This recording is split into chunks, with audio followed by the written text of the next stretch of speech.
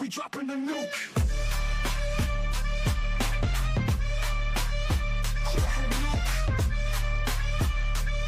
Rock your head to these beats like you a Sir Duke. A Lego chat show to which we rock 'em all. Talking shit, spitballing and busting your balls. We all love Star Wars, the united cause. But as long as you love Lego, it ain't breaking no laws. We got guests, clock talking random topics. We leaks, rumors, hot takes like psychotropics. Readings, rankings, and of course all the latest gossip. What's your wish list? What's it gonna take to cop it? Let's do a roll call of our illustrious hosts. Hello. Hello. Can everyone hear us? Let's hope so. Happy days. Welcome everyone to episode 50 of the Cool Han show. This is part 1 of 3 today. So, yeah, we've a bit of a local episode today. We're going to be talking quite a lot about the new Belfast LEGO Store. Special guest lined up. One of them is on screen with me right now. None other than the illustrious Muggsy lad. What is up? How's it going, everybody? We're not here to take part, we're here to take over. How are you, lad? I'm good, all good. Excited to be part of the show tonight. Yeah. Hope Part of the everyone Cool chats good gang. as well. Been there from the early days. Hell yeah. Yeah, nimble, bloody hell, it's Muggsy. Oh, absolutely. Hey, mate. But yeah, I guess I'll just kind of intro the rest of the co-hosts. Can we get a translator on? Dude, like some pedals. So the first co-host, he's like an elder statesman. None other than Whittakee. Hello, Martin. Hello there. Aloha. How are you? Yeah, okay. Feeling Not too good. bad. Nice to see everybody. Good evening, and yeah, welcome to the to this Super Sunday. And I think we've got quite a lot lined up, haven't we, tonight? So, Yeah, but packed too. Got a no sleep tonight, like. it's very, very nice and good to see Muggsy lad. Good to be I here. did say earlier what a handsome chap he is. Stop it, Oh. Martin. See, after you used to seeing Slurpy's face, you don't think they're going to be very handsome in Ireland. See that, hey? He couldn't keep his hands off me at Brickworld, though. You know what I mean? We'll skip that. Yeah, I think we will. The next co-host is co-host. He's the owner of the show, and will kick us off at a minute's notice. None other than Cool Han himself. Sometimes it's far more entertaining being in the green room, watching stuff unfold. Yeah, hello everybody, and yes, we got let's just call it the Irish takeover. Why not? Let's call it the Irish takeover. We got an Australian takeover coming up, so why not do an Irish takeover? So plug in your potatoes, everybody. We got the Irish takeover tonight. But yeah, look, and I will say this. Hopefully, our guest, and I didn't get a chance to say this before we started, but hopefully our guest, our highlighted guest, as it were. No offense, Muggsy, but our highlighted guest is aware that we do give each other a lot of back and forth on this show. He might not have seen it, which is understandable, but we do give each other some back and forth. Now, bearing in mind it's not personal, we've got an Irishman, a Welshman, and an Englishman also on the thing, so it does go in all directions. So, guest, when you come on the show, I know you can hear me. If you hear any sort of slander against the Irish, trust me, it's all done out of love. So hopefully that's okay with you. but and I give as good as I take. So she said. But so look, amazing opportunity to be not only having a fantastic highlighted guest lined up who you'll get to meet in just a sec, but also to be sharing the screen with the legend, Moxie Lad. Been with us since. Yeah, I mean, I want to say everybody on the screen here is a founding member, because whether you were on the show, behind the show, invested in the show, that's classed as a founding member.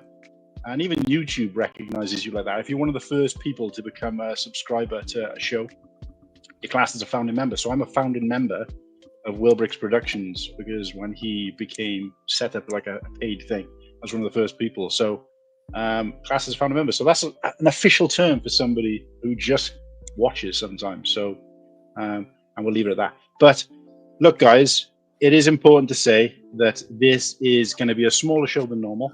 Normally we try to keep it to 3 hours. We haven't done a great job of that even. But tonight's going to be a 2-hour show. So we are going to specifically hone in on sort of two main things.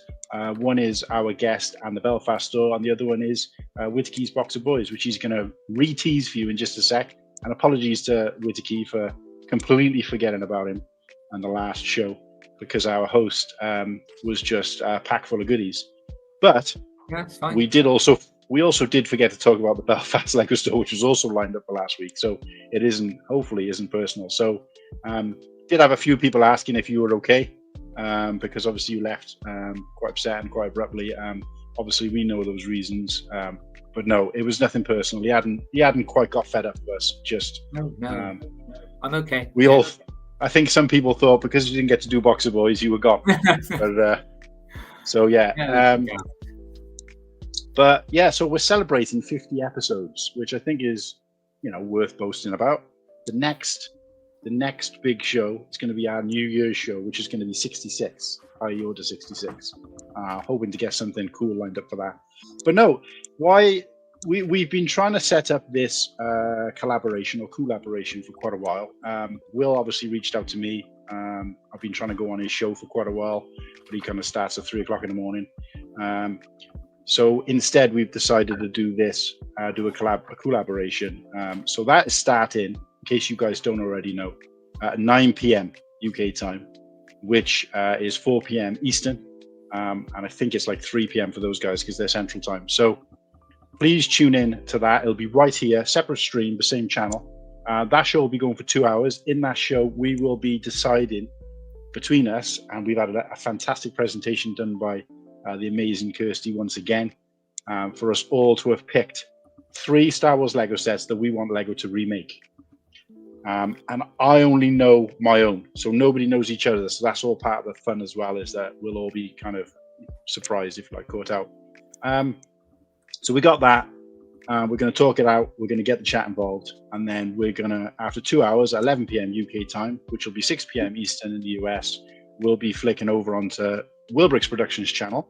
And the Minifig Mindset boys will be back with us, only they'll be hosting us.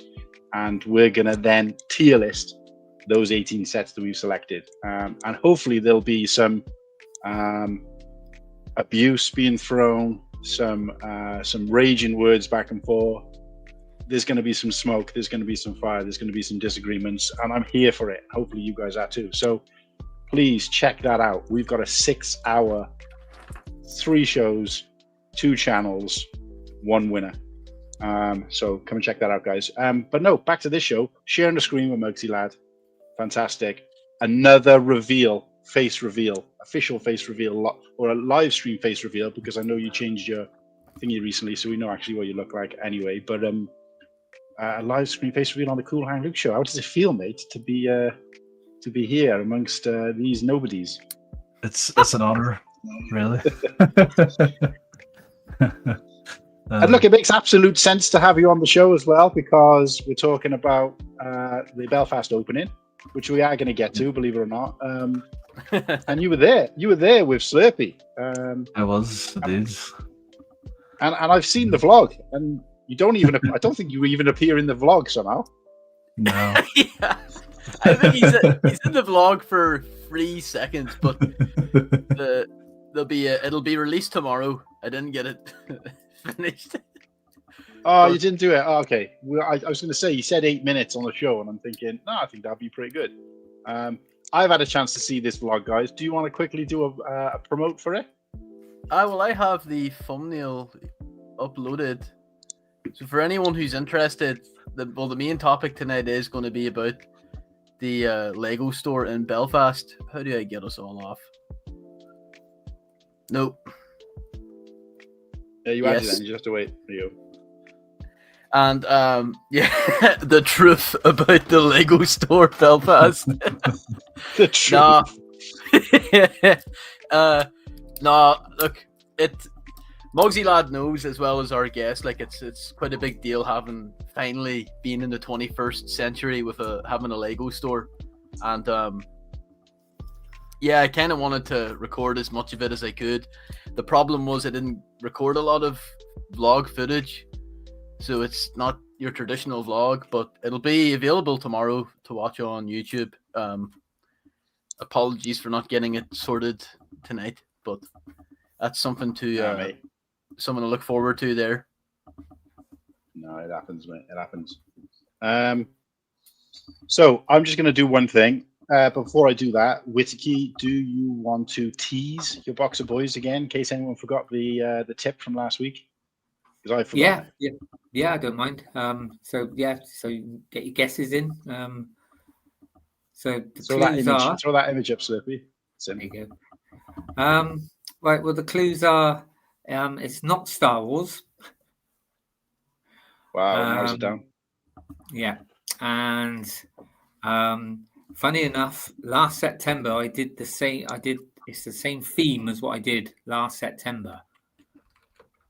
It's not the same thing, obviously, but it's from the same theme that I used. Stroking beard. Okay.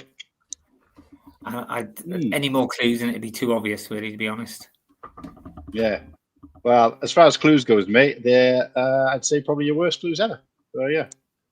The thing is, I can't. I mean, you say that every time, but I can't give easy clues. That's like not the point. No, I don't. No, I get that. So look, one thing I'm gonna throw up, and then we're gonna introduce our guest, and then once our guest is settled, we will do the mighty boxer boys, because I don't want to leave him sat in the green room forever, or he might glaze over. So this is very, very important for me to play right now, guys. It's the return of.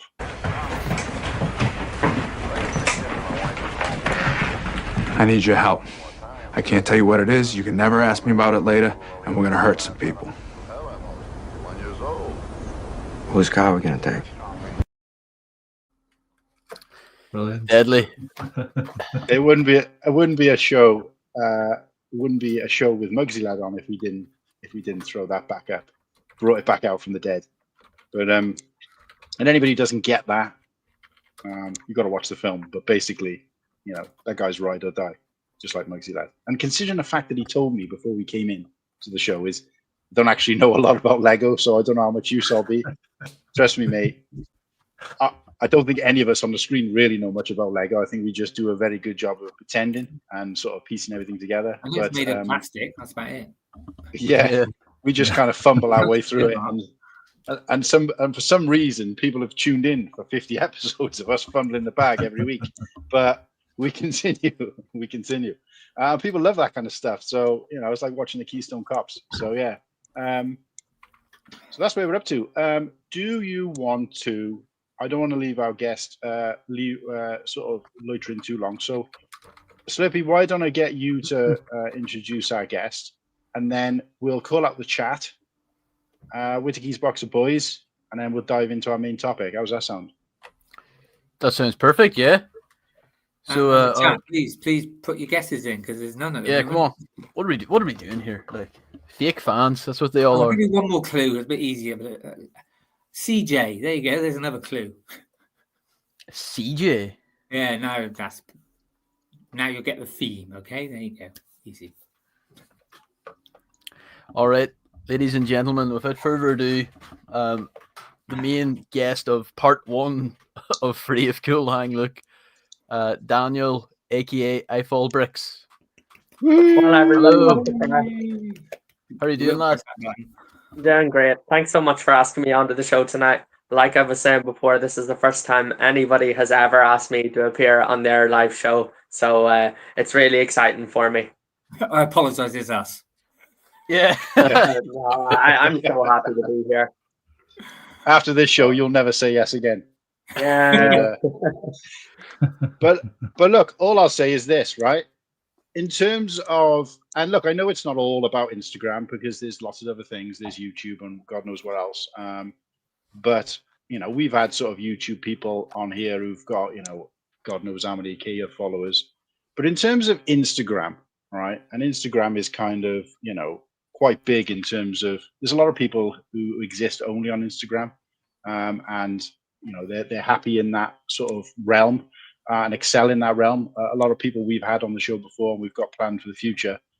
But in terms of like girth, if you want to use the word girth, with their followers, 55.5k followers on Instagram, and I know this guy's humble, and I know he doesn't think that means he deserves some kind of crown or anything like that. But I think that is definitely something to celebrate and commend, and obviously we want to know, in the fullness of time and the rest of this show, how that happened and how you got there for such a, if you don't mind me saying, for such a young guy to make that kind of impact. And like, I know how that happened because I watch your content, but it'd be interesting to get a bit of a backstory on yourself.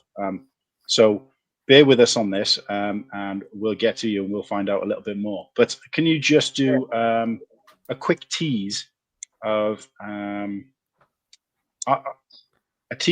your sort of general thoughts, because we kind of heard from Slurpy about. We'll get into detail, but just briefly, what were your thoughts or your feelings about Lego opening a store in Belfast? Yeah, that's a great question. So my thoughts and feelings about it is like nothing but like excitement, because up until 2022 in Ireland, there wasn't even one Lego store on the whole island.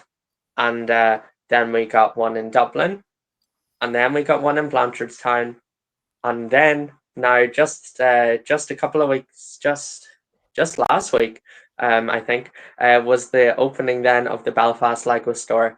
And gosh, I was so excited about it. I am still excited about it.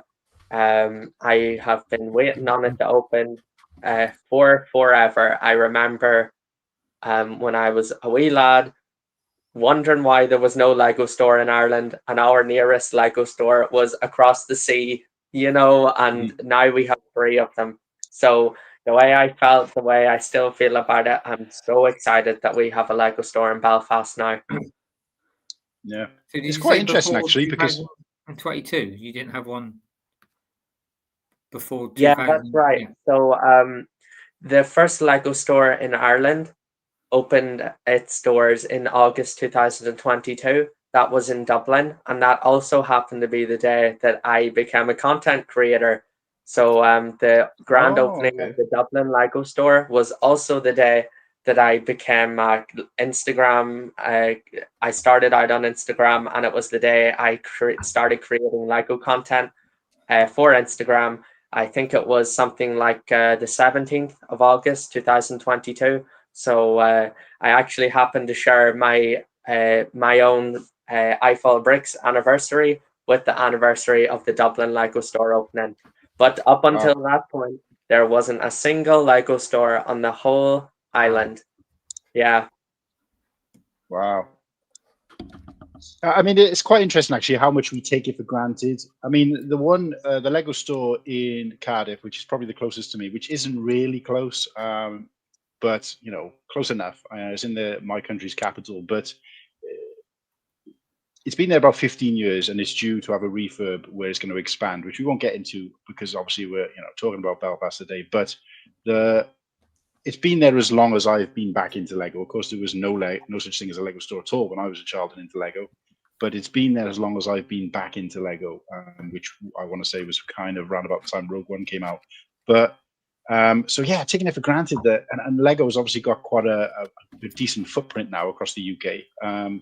So you're never really particularly far from one. But for you guys, yeah, I can just imagine being fans of Lego, and sort of having to go down to the dirty south or hop on a plane just to be able to set foot in a Lego store must have been quite frustrating. And of course, I saw the love and just sort of by proxy through Slurpy, but even some of the content from yourself, seeing that love, that passion for the brand, attending. I know we won't get that when a store opens or reopens here in Cardiff, just because it's already there. It's just a kind of flesh up.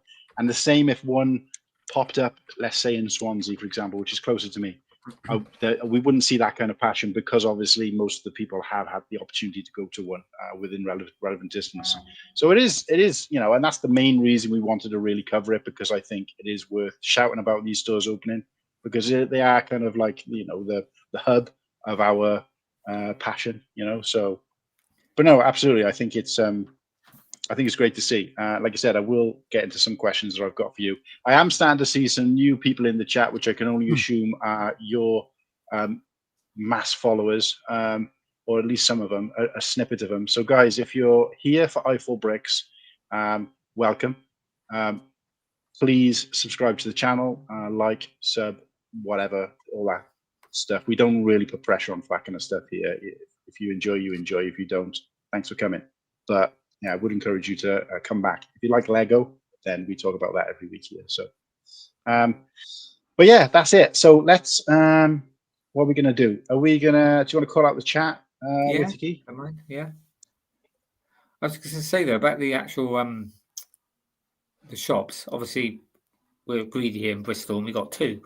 But I was surprised that when the second one opened, I didn't think there'd be much reaction to it, because obviously we've had one for ages. But no, I must admit the queue was massive when I went down there.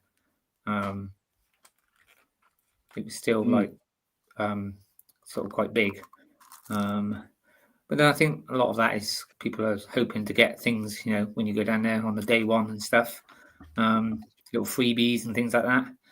Because there was even other shops going around going through the queue, like giving you like bags of perfume and stuff like that, just giving you free stuff from their shops.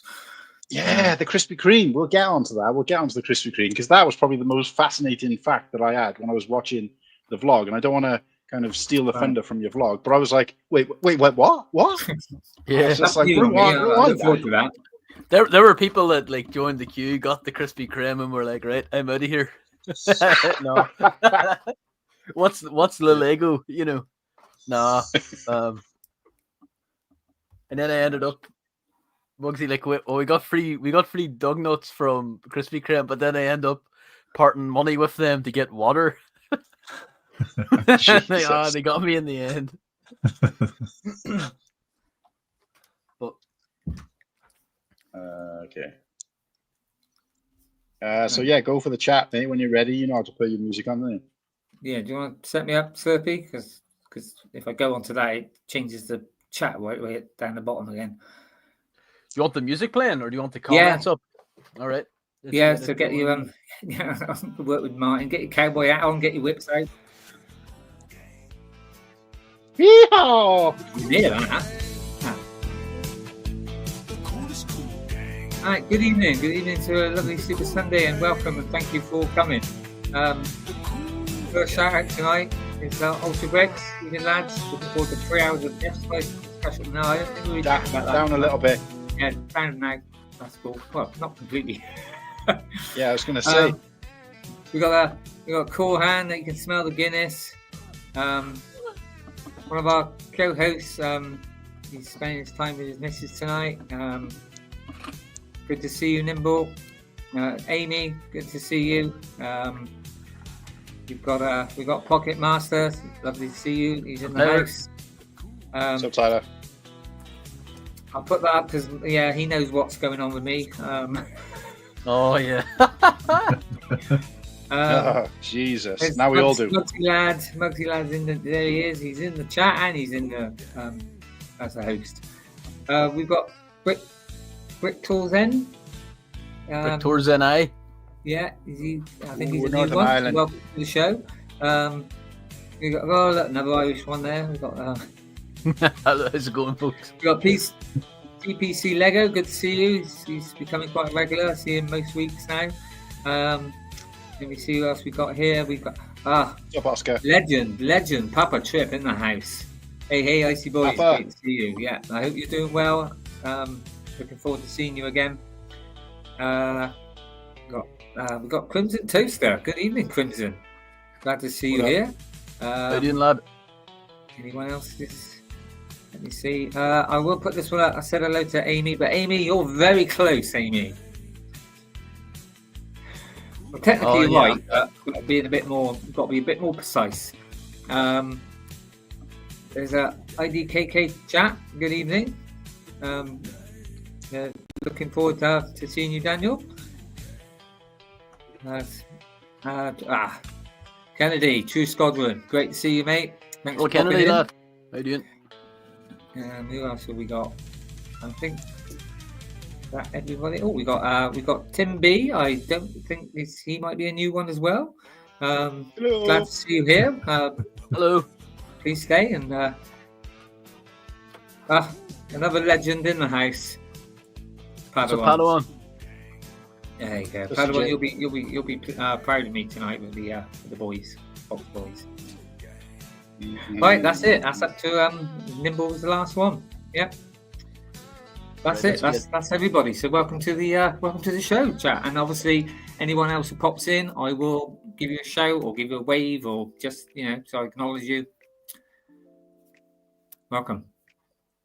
Yeah, we'll turn the background music off. Yeah.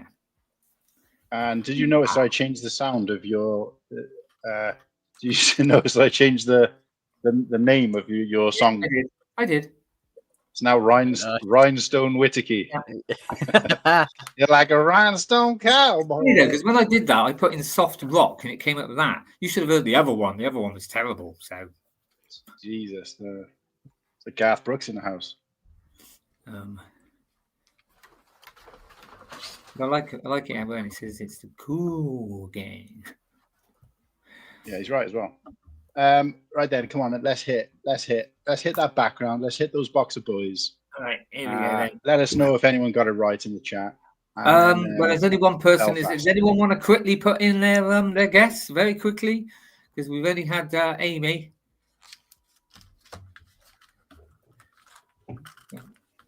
I put a guess in. Did you? I didn't see that. See, blind to the truth. Well, the thing is, when I'm going through the Mine's- chat, I'm just going through so what was yours then? Well, Lord of the Rings, Figgy. I mean, yeah, but you've got to be a bit more precise than that. Goblins. Because last time, I wish I had 12 goblins. Last time I did, Orcs. last September, I did the Fellowship of the Ring. So there you go. So this September, so Two Towers. Do you want me to put me on big screen or? Yep. Yeah, go on. We don't want to Here we squeak. go then. So this month, September, is a box of Hobbits. Oh, wow, I got that many hobbits. Yeah. I don't know there's that many. There's a couple of there's a couple of I mean there is one that I've put in too because you've got so basically you've got Smeagol. you got Smeagol and Smeagol. Mary and Pippin, or is it Pippin and Mary? Is one of the You've got young Bilbo. You've got Oh yeah. you've got Frodo sat down because I couldn't find his other legs. Oh, Oh no, mate. I was wondering what. Take it off the screen. Do it again next week. Oh, fake Lego That makes a change, fan. doesn't it? Something different. We got Sam. We got what was her name? Is it Sally?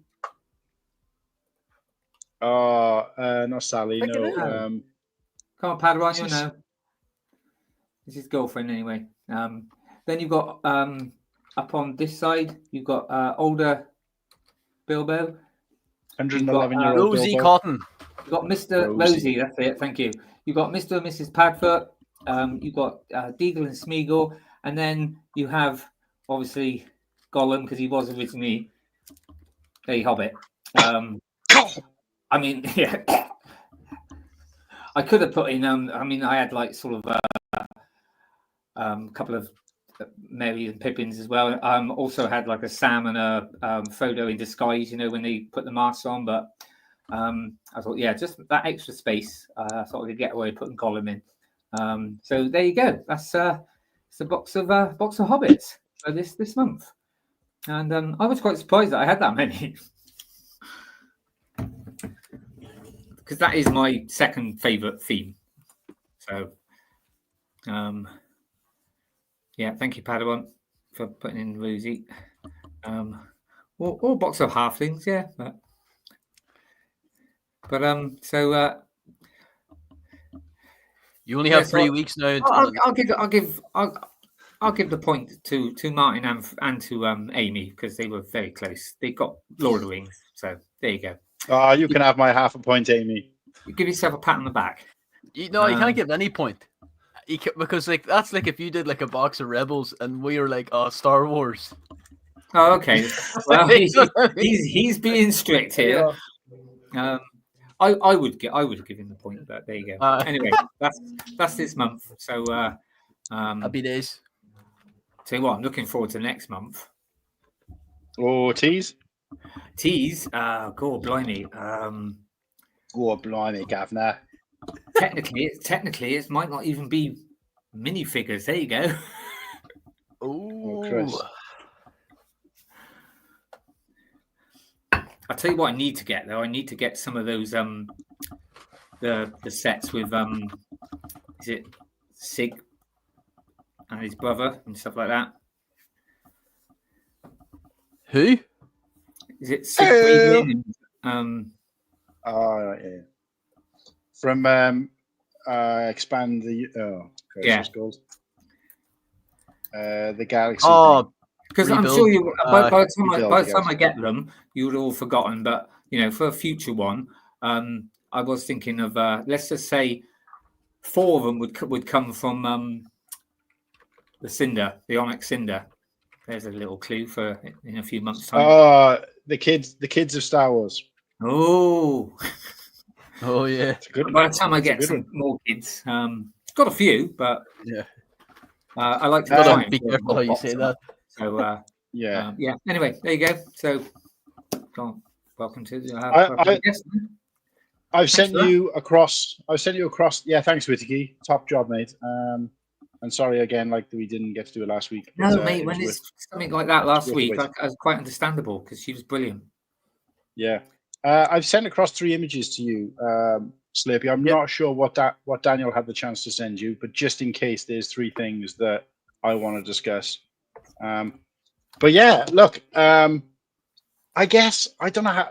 Where do we start with this? Because did you have anything you wanted to throw up, Daniel, in terms of not to do with? We'll get to Belfast, but more in terms of your history, your story with Lego. In fact, just tell us, where did you start? Did you have a dark age? What was the first Lego set you bought? All that kind of stuff. Give us your backstory, if it were, as it were. I miss your saying, Martin. I miss your saying what you used to say to people. Yeah, what's your name and where did you come from? Yeah. Oh, I have never had a dark age with Lego. I have been building and playing with Lego since I was like 4 years old, I'm going to say. And I've never had a dark age. So like over 20 years of enjoying Lego.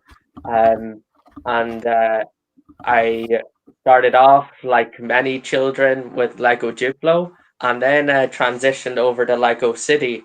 And Lego City was my bread and butter for could be like 7-8 years, something like that. And after that, then it was more like Lego Star Wars, and then when I got older as well, icons and collectible minifigures and all that sort of stuff. When you get adult money, you get adult things, and for me that was Lego. But back when I was wee, it was all about Lego City. I loved that stuff so much and never had a dark age or anything. I've been playing with Lego for as long as I can remember. I don't remember a time when I didn't have a box of Lego in my room, It's nice to hear, actually. It is. That's the same as I myself. Like, there might have been 2 weeks where I questioned myself when I was like 13, but I was like, no, I love this too much. And we're like the same age, Daniel, too. Like, we're, you know, we never I was going to left. say, I've not had a dark age, but then I only started in 2022, same year as you did your Instagram and Dublin. That's right. Yeah, so tell us how that started, how that came about. And obviously, I know you already said that it was kind of in line with the Dublin store opening, and you did attend that. So just tell us a little bit about that and how you went from creating an Instagram account to having 55.5k followers. Yeah, so that's a whole interesting topic on its own. Yeah, so I thought about it for a long time about becoming a Lego content creator, as you do with lots of things. The hardest thing is actually starting. You think about, there's plenty of times where you think about something, but it's actually starting to do that thing. That's the hard part. And I thought about it for months, and this was back in early 2022. I think I secured my Instagram handle, which used to be Irish Fan of Lego. That's what it was back when I started. And I secured that around March time, but I didn't start posting until August then, like I said in the chat earlier. That was with the grand opening of Ireland's first Lego store in Dublin. That was the first time I ever posted anything to my Instagram account, which was, like I said, was Irish Fan of Lego back then. And in the three years, like, I can't believe it. I can't believe it. More than 3 years now of making Lego content. It's gone from 0. It took months to get to 100. It took like 3 months for me to get my first 100 followers. Wow. And I remember every milestone. I remember my first 100, 250, 500, 750,000, 5,000, 10,000.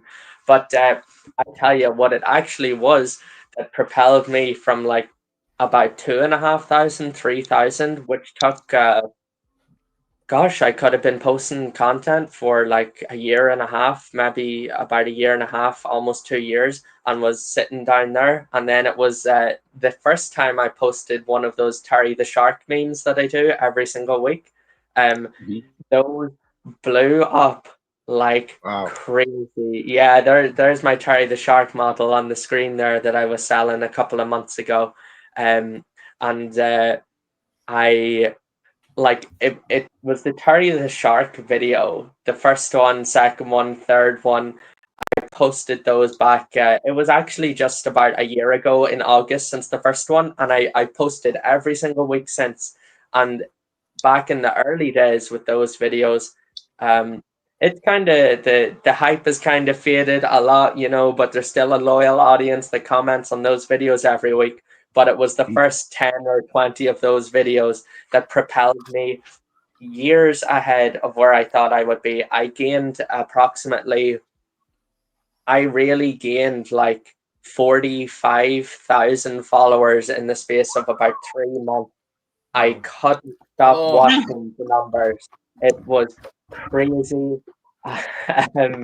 It really propelled me years ahead of where I thought I would be at this time, even now. And you know what? I've often, on my content, I've often harped back to this. I was this close to not even posting that first Terry the Shark video. I was like, this meme format, it's been done, it's dead, it's not original or creative enough. But I'm so glad that I hit that upload button, because posting that Terry the Shark video and the subsequent Terry the Shark videos basically changed the course of my life, because this is what I'm doing now, is what I want to do full time for the rest of my life. And it was those Terry the Shark videos that just sent me straight up. Like, it was unbelievable. And the Terry the Shark, it's like, isn't it like it's that kind of classic meme where it's like you've scrolled so far and Terry the Shark's like greeted you. Yeah, you've got it. Like, it's actually, I know that there are people that follow my account and everything that think that I created Terry the Shark. That's not the case at all. Somebody on Reddit created Terry the Shark, and it's exactly like you've described. It was like a congratulations, you find Terry the Shark, and he's bringing you a random object. I simply adopted that he's bringing a Lego object every week, and you know I didn't change anything about it except now.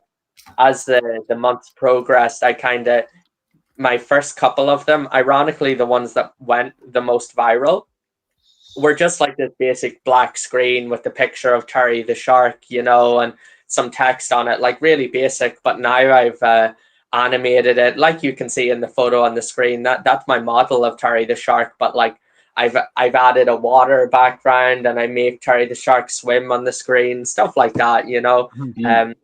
Yeah, like I said, the hype with Terry the Shark now. It's certainly not what it once was. It has really died down over the months. Like, but I still post it every week because I still have this core audience of people that they like the Terry the Shark videos, and I don't plan on stopping them. You know.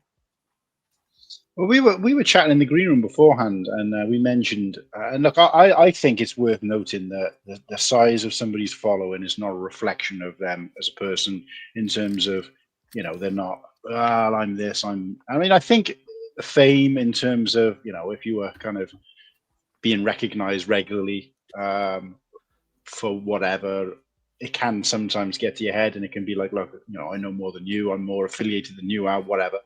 But it is nice to speak to somebody who's quite like humble about where they're coming from, and like I said, that it isn't, you know, a reflection of the personality that, you know, kind of I'm too good for you and that kind of thing. So that is kind of nourishing to see and hear. But also, we did talk a little bit in the green room when you mentioned about sort of finding followers slowly dropping off. So talk to us a little bit about what does that look like? Yeah, do you know what? It's something that I have addressed it a couple of times just on my Instagram, but I've only mentioned it probably about 2 or 3 times ever on my Instagram, which is my main account. So my followers, like you mentioned at the start of the show, it sits at about 55,500 now, but my followers actually peaked at about, I think, about 56,700, and basically, over the since about November last year, November time, which it's actually coming up on almost a year ago, but since about November time, I've my account, the growth of my Instagram account, it completely flattened. So it wasn't growing at all for about 3 or 4 months until about February time or so, and then it got really bad, right? So I was losing hundreds of followers a month, and my account was really, and it's still shrinking. It is still shrinking. So I've got this like 55,500, but if you check in on it next week, I guarantee you it will have shrunk down even further to about 55,400 odd. It shrinks every week, and it has been doing that since about February, March time. Despite my best efforts, I was even for about 6 to 8 months, I was a full-time Lego content creator, like really giving it my all, and it was still shrinking, and it is still shrinking. But I've decided not to look at those numbers anymore, because simply put, it really means something to me, right? I want to see my account growing every day. That's because I put so much love into it, you know, and everything like that, and I don't see it.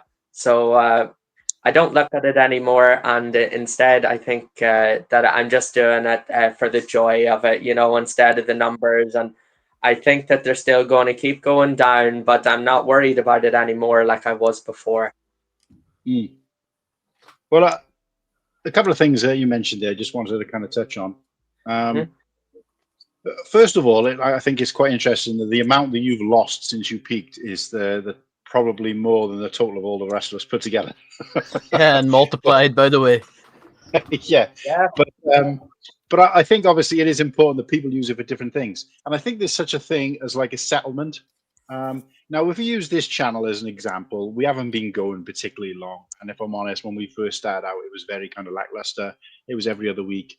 You know, we didn't. It's only the last sort of, you know, maybe 2 or 3 months where we tried to elevate it, improve things and stuff. But there's kind of 2 ways people can go, because I've spoken to people who've got just talking YouTube now, right? Off Instagram for a second, but I'm talking YouTube. Who've got like maybe 2,000-3,000 followers, but you know, when they do a live stream or whatever, they just get the same 3 or 4 people chatting or people in and out. So there's no sort of consistency there. So a lot of those followers, if you like, have just been kind of, you know, shorts people. They're only interested in short-term media. They're not interested. And of course, that makes it difficult then, because that individual I was talking to, when he does a live stream, he's kind of discouraged because there's nobody tuning in, there's nobody talking, there's nobody to engage with, and he's got all these followers. And then he can't get the watch hours up, so he struggles, you know, whatever.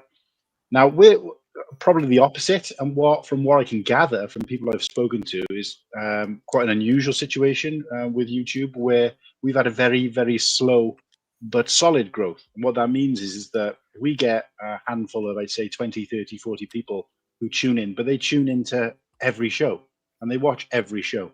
And based on the analytics and the math I've done, which I've shared with the co-hosts, is that in sort of 75% of cases, people who watch the show, even if they tune in, they'll watch the entire show at some point, because the watch hours, you know, kind of match the amount of people who've seen it, if that makes sense. So it's like, you know, it was a 3-hour show, 40 people tuned in, and you had 120 viewing hours. Well, hang about, that means everybody who watched it watched the whole thing.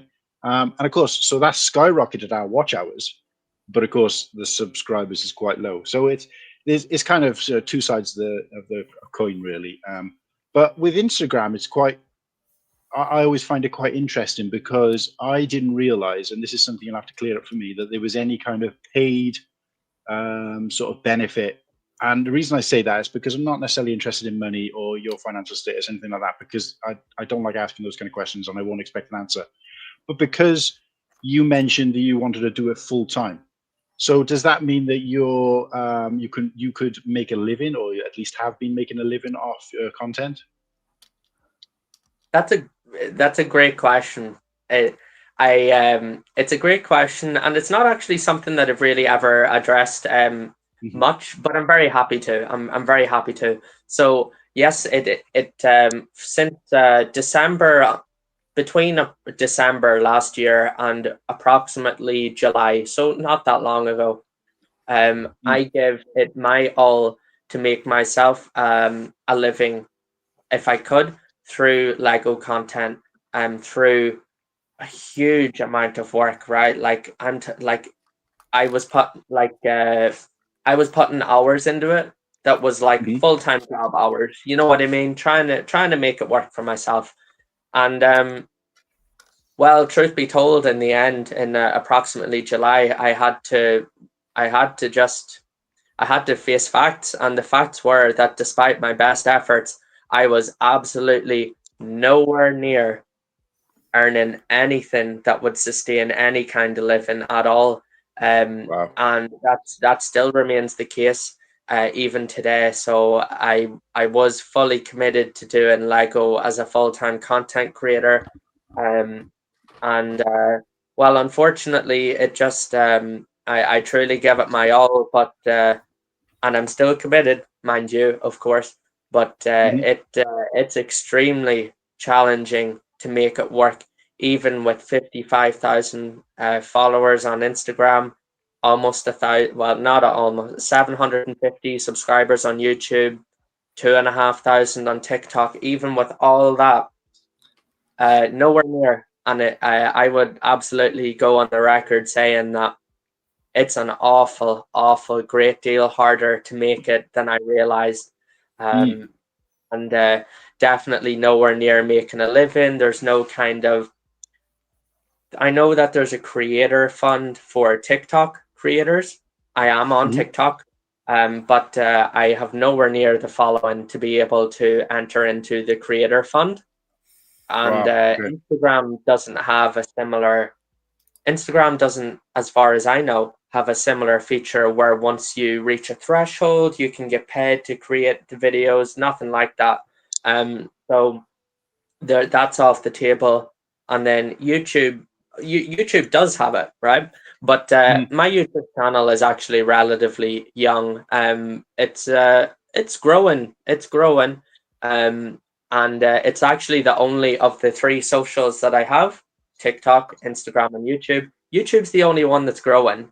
Right. And it's very hard. It's very, very hard. And I've gotten great opportunities through being a Lego content creator, like through Dublin BrickCon and like other great opportunities. I've even got some sponsored stuff coming up soon again, but not enough to make a living off it. No way. So at the minute, I'm just I'm going to be taking the throttle back a wee bit, and it's going to have to just be a hobby again for a while, and I'll try again in future. I'm not disheartened about it or anything. I'll just keep going with it because it's my dream, and I'm going to make it happen someday. It just won't be right now, I suppose. But like, at least you're giving it a go too. Like, I mean, you post much more consistently than all three of us combined, again multiplied. Like, I've been on YouTube doing stop motions inconsistently for about 15 years, and I've never I've got videos monetized, but it's by like another company because I stole their music, or I used a sound effect. And it is like I've noticed a bit of growth this year, but especially like on Instagram, it just seems to be like luck of the draw, kind of like what maybe content does well, and there's like some content like, I mean, I don't know how much of it's to do with algorithms as well as outreach, but like Brick Tours was asking, have you ever thought about LAN, like the Lego Ambassador Network? We kind of like, some people on the show give like slack to LAN. I kind of like, I think it kind of goes both ways. Like, there's some that's really good and there's some that's kind of a bit mixed, but like I think overall it's like a net positive. But yeah. So Brick Tours asks like a good question, like, have I thought about LAN before? And I did apply for LAN in October last year. I did apply for LAN at the Lego Ambassador Network, and at the time I applied for LAN, I felt confident. I felt confident that I would be able to be accepted onto that program because I felt confident that because Lego was growing in Ireland, with the opening of the Dublin store, with the Blanchardstown store, stuff like that, I felt confident that as somebody who I don't know how to say this humbly, but it is what it is that on Instagram that I would have the largest following of an Irish Lego content creator. And I felt that it would be great to join the LAN and everything because Ireland's the awareness around Lego is growing and everybody's so happy that Lego is coming to Ireland finally after all these years. And I got rejected from it. I waited approximately I applied in September and I waited until late January to get the notification that I was not accepted onto the program. And I wouldn't say I was gutted by that, but I thought that it would be nice because as far as I know, there are no Irish Lego Ambassador Network members. As far as I know, that's not to say that there may well be, but as far as I know, we in Ireland don't have a member of the Lego Ambassador Network to represent us or our interest through content.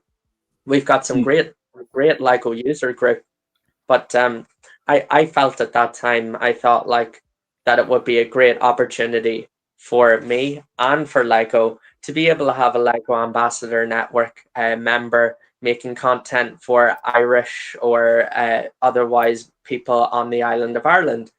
and it just didn't work out. They rejected my application, and I could apply again.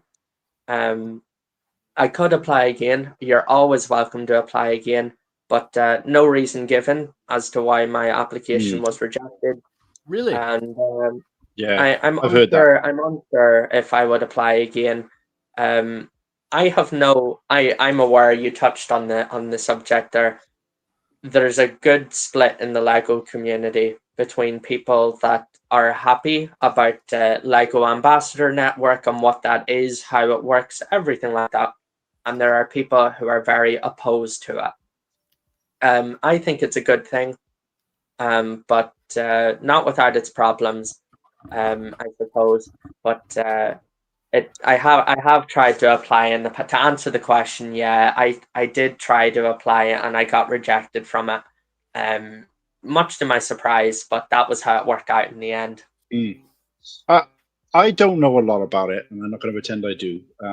I think what you're saying is really interesting in terms of getting a cross section of people across the world, and not just from different countries, but different sort of backgrounds, different, covering different areas. I mean, I ain't gonna lie, I've considered the fact that, are there any LAN members out there who solely use like a live stream or live streaming of any kind, media to promote LAN? I don't know whether that exists. I don't know enough about it to know either way. I do know that they don't give the reasons. That's for everybody who I've spoken to who've been rejected. I know Greg from London Bridge Bricks spoke about it briefly. I won't pretend we spoke about it in depth, but from content he's mentioned it on, and a conversation with him briefly when we were at Brickworld, was that it's almost like they refuse everybody first time anyway, just to kind of, I don't know why you would do that, but it kind of makes sense where they just kind of refuse everybody first time just to see how it's like. Have you ever seen that scene from Fight Club where he goes out and he tells everybody to clear off, but actually it's the people who stay that he wants. So if they walk away, it's like, he says to that one guy, look, come back. It's that's part of the initiation, if you like. And I've heard that it's something like that, and that wouldn't surprise me. They want to just prove that these people are passionate enough that they'll try again. They won't be disheartened, hence why they don't give reasons. I know the Shy, shout out to Shy and Greg Londonbridge. Shy had mentioned in some content he did about, and I think even when he was on the stream, he mentioned that he'd applied before and been turned down, and he was kind of discouraged a little bit by it. But he was quite open when he applied, and he was like, I'm not going to do this, this, and this. I'm only going to do this with it and do something a little bit different rather than just do reviews. And they were like, welcome to the team. So it's almost like they're looking for something, just like yourself with the whole Terry the Shag thing and what helped you blow up. They're looking for something that's different, that's edgier. And, I don't think that they probably think about the representation across the world as much as they do. What are we going to do that's different? Do we want 10,000 people out there just banging out reviews? Because the community is relatively small. I know we come across new content creators every day, but I get to the point where I'm like scrolling through and I've already seen too many Death Star reviews to the point where I'm like, I'm fed up of it. It just so happens that I may follow these content creators. That's not my style. I'm not really into reviews as such. To me, it's like watching a trailer so many times for a movie. Kind of takes the edge off a little bit. But I do kind of get what Lego's going for with the LAN program, and that they're trying to, I like to think they're trying to,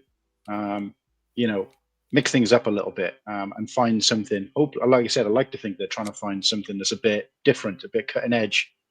But you're right. I mean, I'm the same with Wales. I've always thought to myself, I wonder if there's any other Welsh representatives in the LAN community. And the thing is that this community, although I say it's quite small in terms of we're covering Lego, it is also quite vast in terms of, for all I know, there could be 10 Welsh Lego LAN members. There could be 10 Irish or Northern Ireland LAN members. We don't really know, unfortunately, but no, I think you're right, and I think for LAN in particular, they're silly not to have you, Dan, just because I know, we're all passionate about Lego, but in different ways.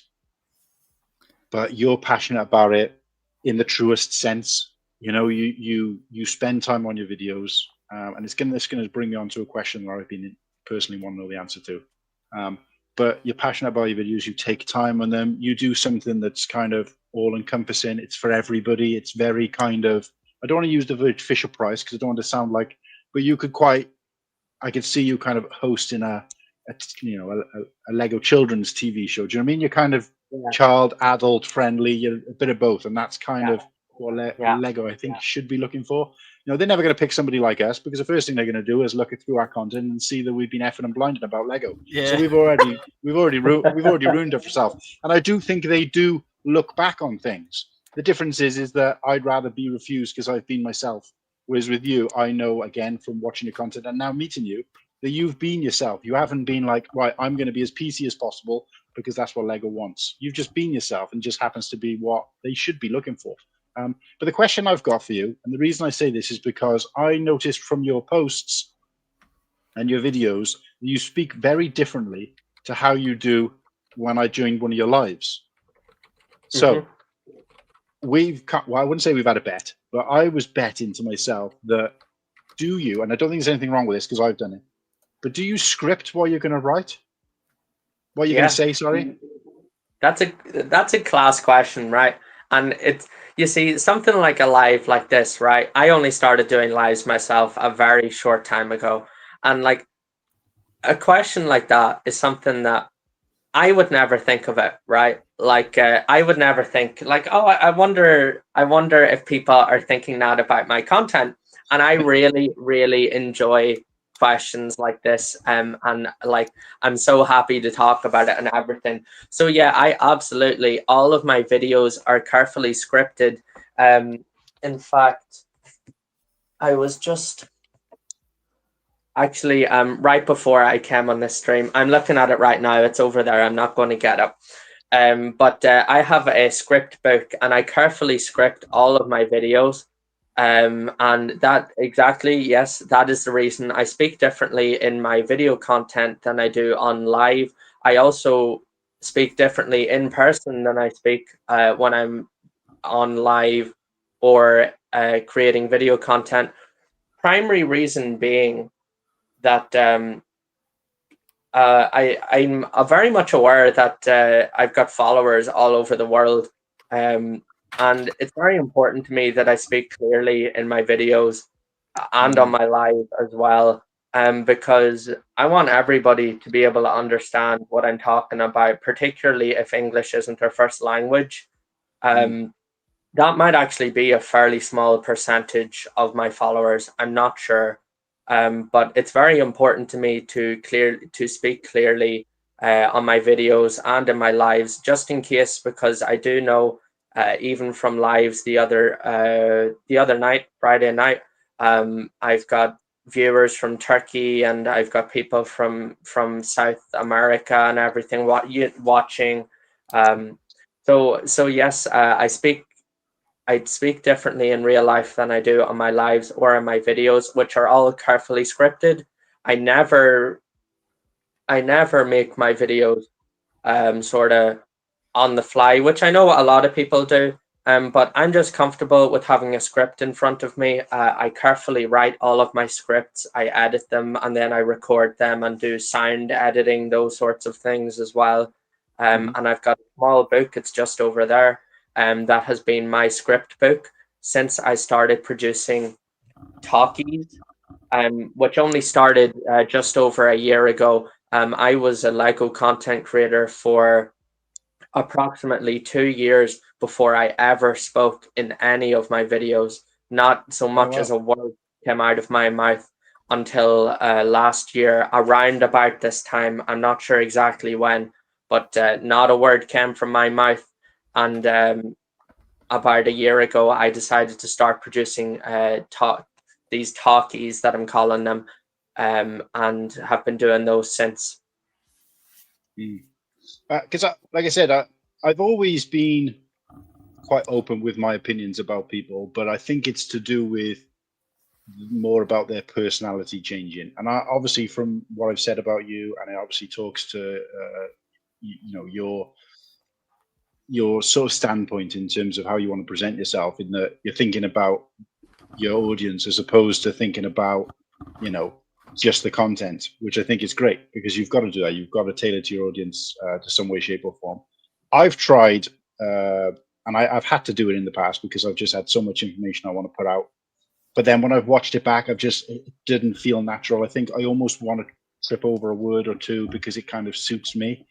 And yet, for me, it's weird because when I'm trying to record just a quick video and just, I stumble over my words, I make mistakes, and I don't know what I'm saying and all the rest of it.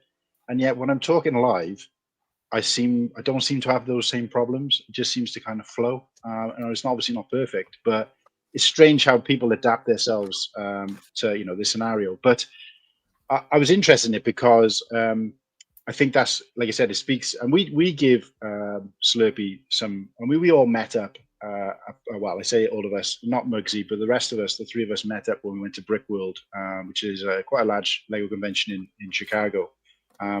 We met up there in person for the first time, the three of us. I'd met Whittakee before, but first time since doing the show, almost a year after we'd met and put the show together.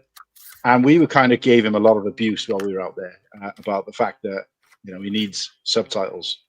It's just, Daniel knows, like, it's the Northern Irish accent. We live in our own bubble where it sounds, it is great. And then other people they can't make heads or tails of it. Yeah. No.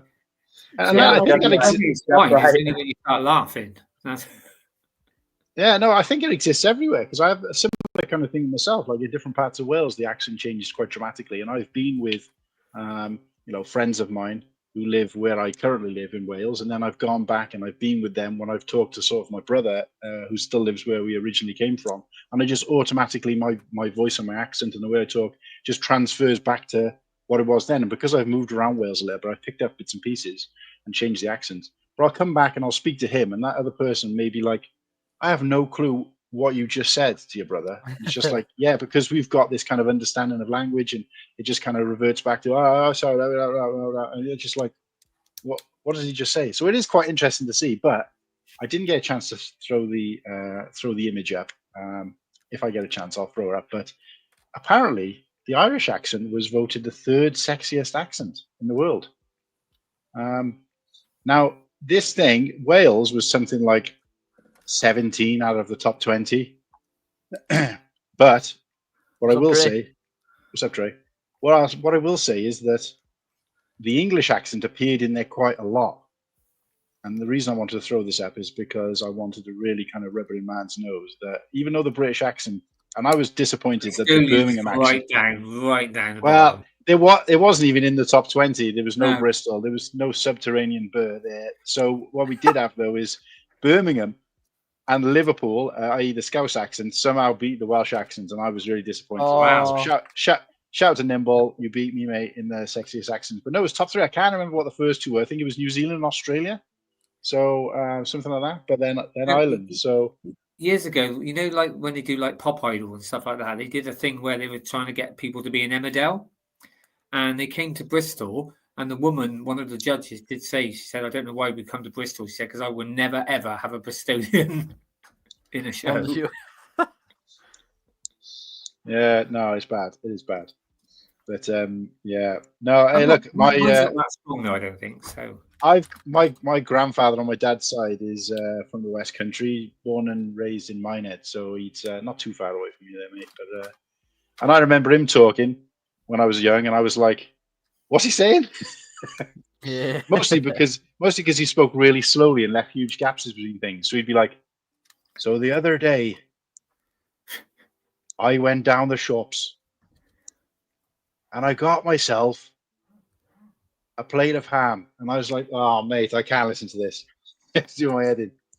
But no, look, going back to what we were talking about. Yeah, I did notice that. And obviously when I was, watching your live stream, I could see that there was a difference there. But again, it was more, I kind of figured that's what you did because, again, you seem like the kind of person who's more about how you present yourself, which I think is encouraging. And again, another reason why somebody like Lan should be looking at that content and saying this guy is wholesome, this is kind of what we want, so but look, while we're on the subject of that, and I don't know whether it makes more sense I'll tell you what we'll do. We'll talk about a little bit more about Terry, because he's now available to buy and build. So talk us through that.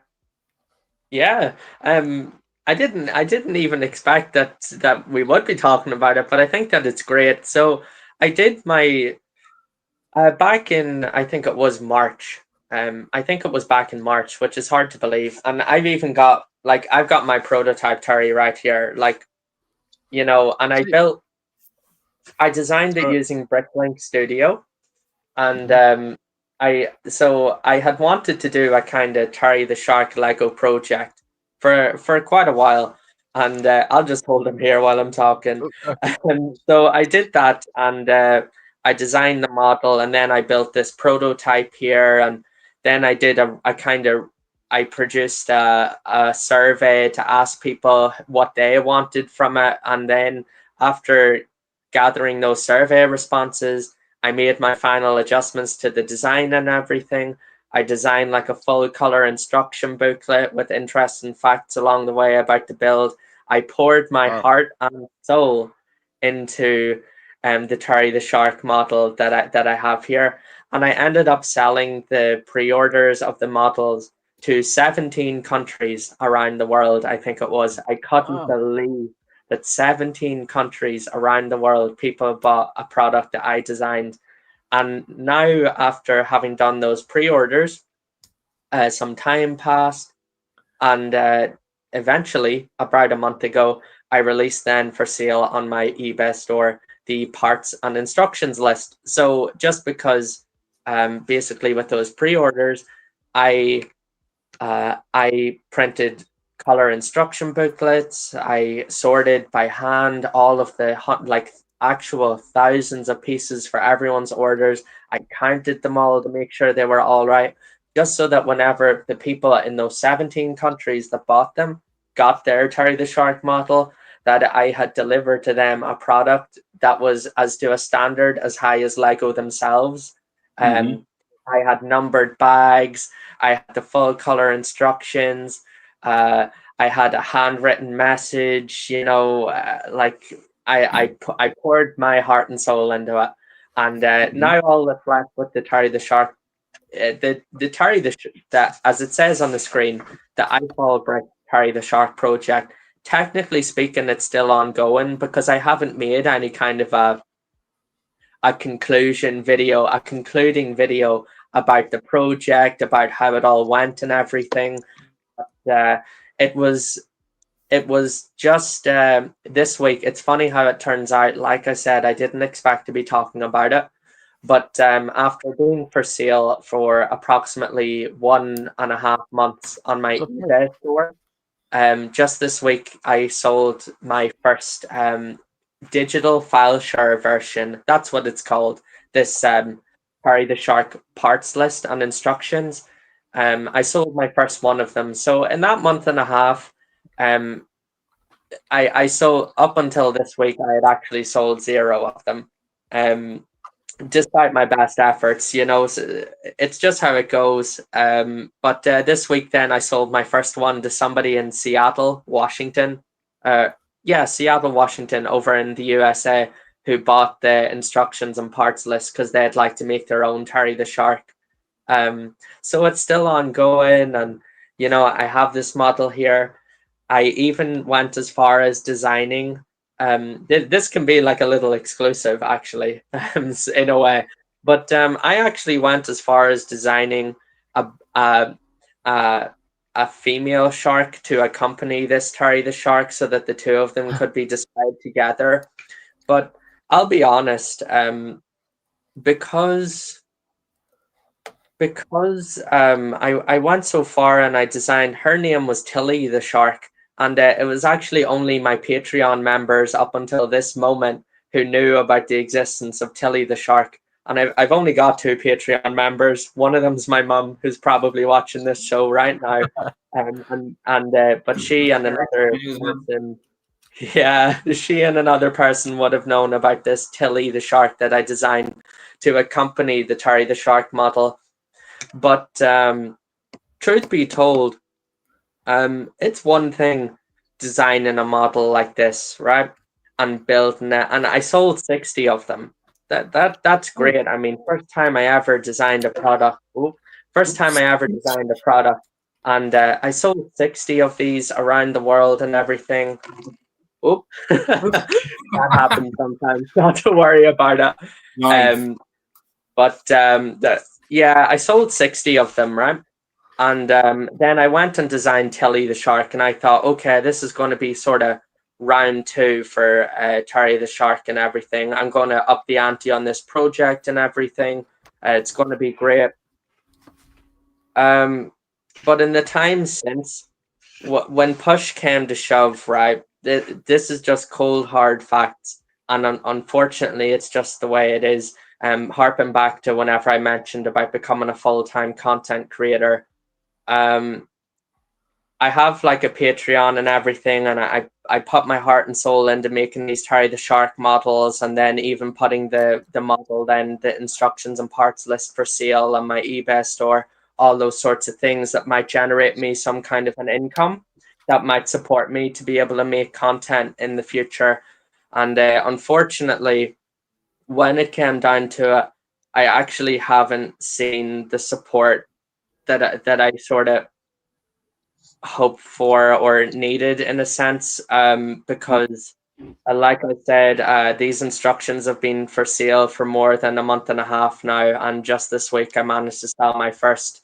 And I've been doing Patreon for over 10 weeks now, and if it wasn't for my mum, I would, and one other member, it'd just be empty, you know. So just basically, that my point is, when push came to shove, actually, and it comes down to the money aspect of it, most people aren't actually willing to dish out in a way, you know. So it ended up reflecting then in the whole process that I decided, okay, I'm going to have to stall the ball on Tilly the Shark, because the amount of hours I had to put in, just I wasn't getting the reward out of it, you know. Cold hard facts, it's just the way it was, and it's the way it is the hundreds and hundreds of hours I put into it. In the end, it actually it didn't get the support that I had hoped for. What do you do? So where did the name Terry the Shark come from? Why did you choose the name Terry? From the meme. So it's from a meme. So Terry the Shark is not an invention that I created. Terry the Shark is this concept that somebody else created on Reddit in 2019, and I've simply adopted the same. It's like it, you know, it's a meme, and I've not adopted Terry the Shark. Like, Terry the Shark doesn't belong to me, but certainly this model that I designed of Terry the Shark, that does. I designed that and everything. But I chose the name Tilly the Shark, though, you know, for this girlfriend of Terry the Shark, and I made it. I could talk about it all day, but basically the Terry the Shark model here, I made the Tilly the Shark model. I've designed it to the prototype stage. And Tilly the Shark is anatomically accurate. She's a third bigger than this model, because female great white sharks are a third bigger than male great white sharks. Wow. I I really, really thought about it, you know. Tilly the Shark is presently on my computer over there, maybe never to see the light of day. I don't know, but I made her anatomically accurate and was hoping that I would be able to sell Terry the Shark and Tilly the Shark together, you know, like a little couple bundle, nice. basically. I mean, hopefully that can still happen, and then perhaps you can make some offspring as well. Yeah, I hope so. Timmy the Shark movie. Timmy the Shark. Timmy, Jimmy, and Bimmy or something, like, you know. Yeah, all sticking with that. Yeah, exactly.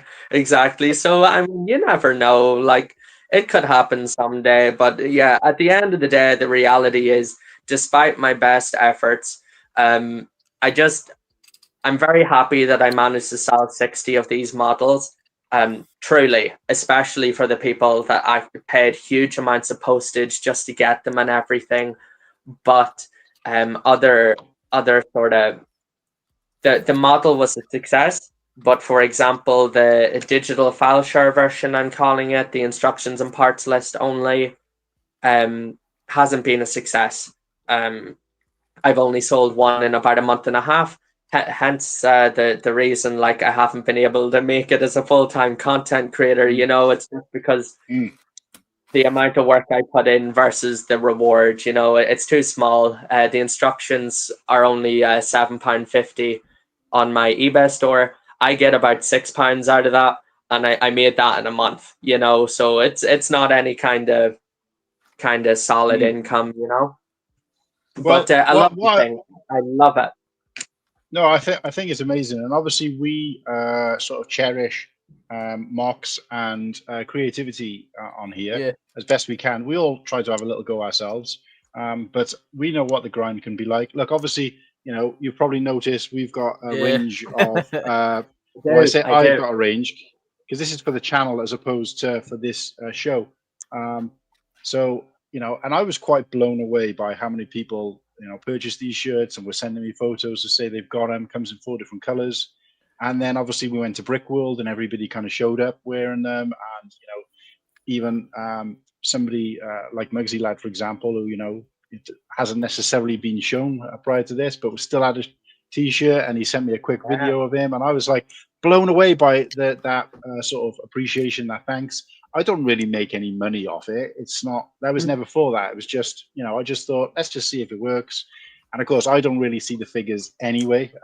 We'll try to get that for you, but it's done through a third party and a person I know quite well, a friend of mine in the community, or a friend of ours in the community.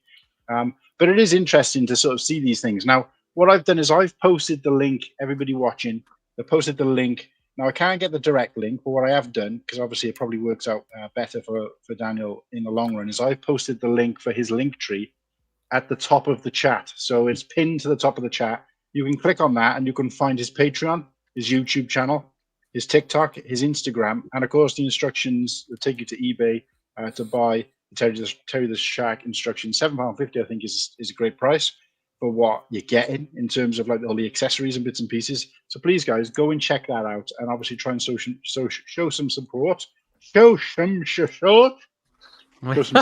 And of course, I do throw a tea bag in. Did you say? No, I said put your teeth back in. Yeah. And I'm like the Sharks. I got too many. But if the I do apologize. I normally put the links for channels in the description, but unfortunately I didn't. I'd forgotten to put your YouTube one in, Daniel, but the Instagram one is in the description anyway. Don't even worry about that. No, I'm just happy to be here. I thank you very much for doing that. I don't expect anything in return, you know. I'm just really happy to be here. That being here is good enough for me, and anything else is just a bonus. No, look, I appreciate that, and the humbleness is great to see. Now, I want to spend a good solid half an hour closing the show out talking about Belfast, so we will move on. But the only thing I will say is, have you tried? Because I buy I say buy, you can get some for free on there as well. But Rebrickable is fantastic. I know you've probably heard of it, but Rebrickable is pretty good for posting instructions for MOCs as well. I will answer that because I'll answer it quickly so we can move on to the Belfast thing. But I will tell you all that it was my plan, because of course everybody in the Lego community knows Rebrickable. We all, you know, we buy our MOC instructions there, and some of them are free, some of them for sale. And it was absolutely my plan to sell the instructions and parts list for the Terry the Shark model on Rebrickable, because that just makes sense, right? I submitted the instructions, the parts list, I submitted it all to Rebrickable, and my Terry the Shark model was denied to be put for sale on Rebrickable. It was deemed too simple, and I have the email. And I'm remembering from the top of my head. I do have the exact email that I received, but more or less the response from the admin team was that my Terry the Shark model was not worth paying for because it wasn't a premium product. that was a serious kick in the teeth, and that is why my Wow. Terry the Shark model isn't unrebrickable. It was crushing. So that's why it's for sale on eBay, which nobody uses to buy their mock instructions, is because Rebrickable actually rejected Terry the Shark from being featured as a premium mock on their website. I'm not going on Unbreakable anymore then. That's it. They told me that they told me if I wanted to list it for free that I could, but that they couldn't charge for it. It wasn't worth paying for. So that was brutal, and that's why it's for sale on eBay and not Rebrickable. I did try. Yeah. There you have it. So can I, out of interest, how much were you selling the full package with, you know, the instructions and the parts? Yes. So whenever I was selling the whole package, so I had two versions, one with instructions as a physical booklet, like just like a Lego one, a high quality print and everything, spiral brown, full color. That was 25 for everything, the instructions, the parts, all sorted and everything. And then I also did a digital version where people could get the parts and then scan a QR code and get access to the building instructions online. That was £17.50. So it was £17.50 for the one that was just the pieces and the instructions you would get online through a file share, basically. And the other one was 25. That was for the people who wanted the parts and the full color instruction booklet right in front of them. That's what I like too, a full color instruction booklet. So it was £17.50 and 25, and that excludes the postage. That seems quite reasonable. Look, Hoda, shout out to Hoda. He's basically said, look, it's not like it's taking space up in their warehouse. I mean, it's virtual space for them. Put on sale and let buyers decide. That's what it should be, because not all buyers on there. I mean, again, I know you know that you haven't put this on here because you wanted it to be a complex build that, you know, would shine on everybody's and everybody's shelf. You've put it on here because it's fun. It's a representation of your brand, and you know, sometimes people love this kind of stuff. You know, don't get me wrong. This is not the kind of thing I would normally gravitate to because I'm quite narrowed in my sort of Lego fandom, and a lot of people are. But it still could be teenagers. Like I know, for example, my daughter would love to build something like this because she finds this kind of stuff fascinating. It's cool. And of course, we have got to remember that the majority of people out there building Lego, even I think from places like Rebrickable, are like children. I'm not going to go down the line of saying it's a children's toy because, you know, we're past that. But there's still a lot of people out there who like to do things that are funny and that are cool and they're exciting and wholesome, you know, rather than, you know, massive complicated builds. So, you know, I think what it stands for, I think, is what it's worth. So, but no, look, credit to you, mate. You're having a go. Yes, thank you. Yeah, absolutely. And I think, like you said, we try to, you know, cover lots of different things in the show, and I just think, you know, somebody who's trying to have a go, and credit to you, hats off to you, that you're having a go and you're trying to get involved in lots of different things, you know, in terms of instructions and selling a set and God knows what else. And there is one more thing I wanted to challenge you on. I'm not challenge you on, but I'll talk to you a little bit. But I think it makes more sense to do it after the Belfast talk. Of course. But no, sorry, Slurpy, I cut you off there, mate. What were you trying to say? No, just the shark thing. Like, I find it so cool because, like, literally, like, this time last year, the Lego Jaws set was released, and the guy that designed it is from, where's he from? Johnny something. Johnny. I need to get that set. That's Johnny Campbell, and Johnny's from County Down, the same county as me. And I met Johnny at Dublin BrickCon last year, and he signed my Jaws set. And I don't mean to take away from your saying, but I got Johnny to sign the Jaws set, and he wrote on it, to Terry, lots of love, your cousin Bruce. Yeah, and, you know, really cool. No, I just thought it was class because it's like, oh, you know, another wee connection to, like, because I did see your video on him. He's someone else I've been trying. I don't know what, because he's designed another mock as well for Lego Ideas. I don't think it was accepted though. But we've been talking about getting him on the show as well. So maybe you might have to try and put a good word in for us, Daniel. But I just want to say, Johnny's nice. Yeah, no, look, we have talked about getting them on, and we do exclusively have people who show their faces on the chat. So maybe that's something we can look at down the line. But no, this is GWP territory for me. Imagine having something cute like this when you're going to buy, even let's say for the Jaws set, and then you've got something to give. Yeah, well, if you obviously most people would want it for themselves, but you got something to give. You know what I mean? This falls in the same territory as the Space Baby for me. Because it's cute, it's fun. You give exciting. It to me. Yeah, which I give to you. Give it to this big baby here. I was going to say, the only problem I have with this is, unfortunately, there's a certain song stuck in my head. Baby shark, do do do do do do. Oh, no. He's 7 years too late. Or Terry shark, do do do do do. Right, we're going to do Belfast, guys, and I just want to appreciate old Muggsy lad. He did say he didn't know how much he had to contribute, and he's been sat there patiently waiting for his chance. But before I do, I'm just quickly going to throw up something. Sorry, Slurpy, to boot yours off. Oh, nice. This is just because I said I would. Yeah, why the rabbit? We'll find out about the rabbit in just a sec. Right. Just saying, guys, it's right there. It's for all and some. There you have it.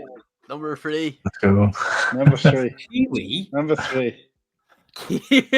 Hold on. Some people think a fruit sounds nice. South African is one of the worst accents ever. Yeah, but this isn't like sexiest accents according to 50-odd-year-old men. This is probably from like women. Jesus. Because they kind of rate that kind of stuff, don't they? So yeah. So there you go, guys. Wales. I can't even see Wales. Where are we? 45th out of 50. Shocking, that is. Lovely. Our accent is lovely. But the Geordie accent is above you. well, guys, we won't go on this too long. I really want to get into Belfast, so let's get rid of this, and we'll talk about it on one of our normal shows, perhaps when we have the Aussie invasion in a couple of weeks. So let's get rid of that. Well, definitely, yeah. So I just want to pop this up because I was sourcing images for the vlog, but like it was announced earlier this year that the Belfast would be getting its Lego store. And then it was rumored online that it was going to be taking up the old, iPhone, what do you call them, Apple store up in Victoria, Belfast. And then, I don't know, did they officially announce it like 4 months ago? Like Lego, I think personally Lego are pretty bad at announcing stuff on 100% agree. Medias. Yeah. I actually phoned the store to find out what's going on with Cardiff. And I said, look, I'm looking on social media, and even their own social media, still nothing. So I was like, it's saying September. And I think the day I phoned was like, I want to say the 7th or the 8th. I'm thinking, what? So anyway, I phoned the store, and the girl said, actually, we can now officially announce it's going to be the 18th. And I was like, 10 days? You're giving people 10 days? And it's I just thought that was bizarre. But anyway, sorry, go ahead. No, but like it just like there was even the time of the store opening, I wasn't sure if it was 9 or 9:30. Like we had no clue what time, and I think it started in between that time. It did. But yeah, this is the store front, and it officially opened on the 29th of August, 2025. So just a week and a half ago, and it's actually like not the biggest store. It's like the biggest. I can't compare it to Blanchardstown because I've never been. I've only been to Dublin and Grafton Street. But Dublin's is obviously bigger. Like it's 2 stories, but Dublin's is a little more narrow, not as wide. But no, like is this a 2-story unit, or is that just decoration? That's just decoration. Right. The Apple Store was 2 floors though before. The Apple Store that was in this. It was 2-story, wasn't it? The Apple Store was 2-story, and the Lego Store isn't. That's weird. Yeah, maybe that's the storage space because I suppose Apple wouldn't have needed a lot, would they? So true. All Apple have is 5 tables with free phones on them. It's just like. But like, I think. I mean, when we Muggsy landed there that day, like I was like, damn, it actually looks really nice. The storefront, like especially the artwork with the Titanic. I don't necessarily like what was the shade the shop on the left is a lingerie shop. Yeah, it's like a family-friendly Lego, and then next door is like a lingerie. Yeah, it's an interesting choice, but No, yeah. because it was the first time I'd ever been to a Lego store on opening, and I kind of I'm 26 and my family were like, "Oh, look at this big child, wanting to go to the Lego store on opening day," and landed in the queue, and it's like, oh, there's people here that are 3, 4, 5 times my age. There's crypt dwellers waiting to get in. And like Whittakee was there, was he? Mate, when you go on open day or even like on the first of the month or whatever, honestly, it's something like I would say 80% adults, 20% children. Yeah, and I always thought that was interesting. Again, I don't want to steal. I really want to hear Dan's kind of story on this, and not because I want to steal thunder from Muggsy or Slurpy. I know you guys have got the vlog coming out, which gives some quite detail. But the one thing I was interested in is you were saying that people were camping out there, but I thought it looked like it was indoors. So this is outside, right? So I mean, I'm really shit at explaining the Victoria Shopping Centre. I don't know if Muggsy or Daniel want to kind of explain how it's set up, but it's like semi outdoors because the space that you see where all of the shops are is kind of like this indoor street, and there's a huge glass roof that covers the this indoor street, I'm going to call it. So it is under a roof, but for example, like there are no walls at the end of these streets, and it's just like a huge shopping center, and made up of maybe 3 streets, and each of these 3 streets has a large glass roof over it, and so if it's raining, of course, you're not going to get wet. But for example, if it was a really cold day outside, it would be very cold in the shopping center. Yeah, there you have it on the picture. And where that Apple store is on the left, that's where Lego is now. Right. But yeah, as you can see, as Daniel said, like it's indoors, but it's outdoors. Basically, like you're covered. You're covered by the rain, but if it's cold or Baltic, whatever, you're gonna feel it. But it is a lovely shopping center, and it's the first time. Like Cabot Circus. I don't know. Like, I mean, me and Muggsy landed down at like 8:30, and we weren't expecting a big queue, but like there was no shops open, and it was like hundreds of people queued up. Wow. I don't know what time did you get there at? Yeah, I got there at 8:00, and I was surprised. I was surprised that there were so many people there already. However, by the time 9:00 rolled around, it looked like we were at the front of the queue. If you look at it through that kind of perspective, we arrived at 8:00 and we're at the back of the queue, and I thought, oh great, loads of people have beaten us here. And then about an hour later, I turned around and the queue was snaking through the whole shopping center and out onto the street where I couldn't even see where it ended. I couldn't believe it. Wow. No, I don't have a video of the actual ribbon cutting ceremony, but it was like a guy dressed as like Benny the Lego spaceman. But I think it started at like 9:15. Was it? Yeah, the ribbon appeared to be cut at 20 minutes past 9, I believe, and it was supposed to be at 9:30, according to the people, the store employees, the workers at the store told us the night before, 9:30. But it was cut at 20 past 9, and most people there seemed very unclear about when the ribbon was actually going to be cut. Nobody knew what time it was going to be happening at. Because, like, I mean, me and Shay couldn't see it because that, like, what do you call it? The lift, and the escalators and all. We just heard like screams and like shouts. We're just like, oh. I must have been one of them. It's people being executed, and then like there's clapping and all too. And we're like, oh, it's okay. And then even though we were in the line, we didn't get in the Lego store until had to be 11:15. Yeah. But Yeah. we had a good laugh like too. But I have to give credit to Lego. Like their employees were walking around, they're handing out goodies and all too. And it actually kind of, for the length of time we were in, it kind of flew in.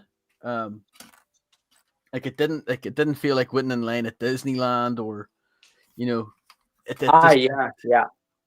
So I don't know, what time did you get in at?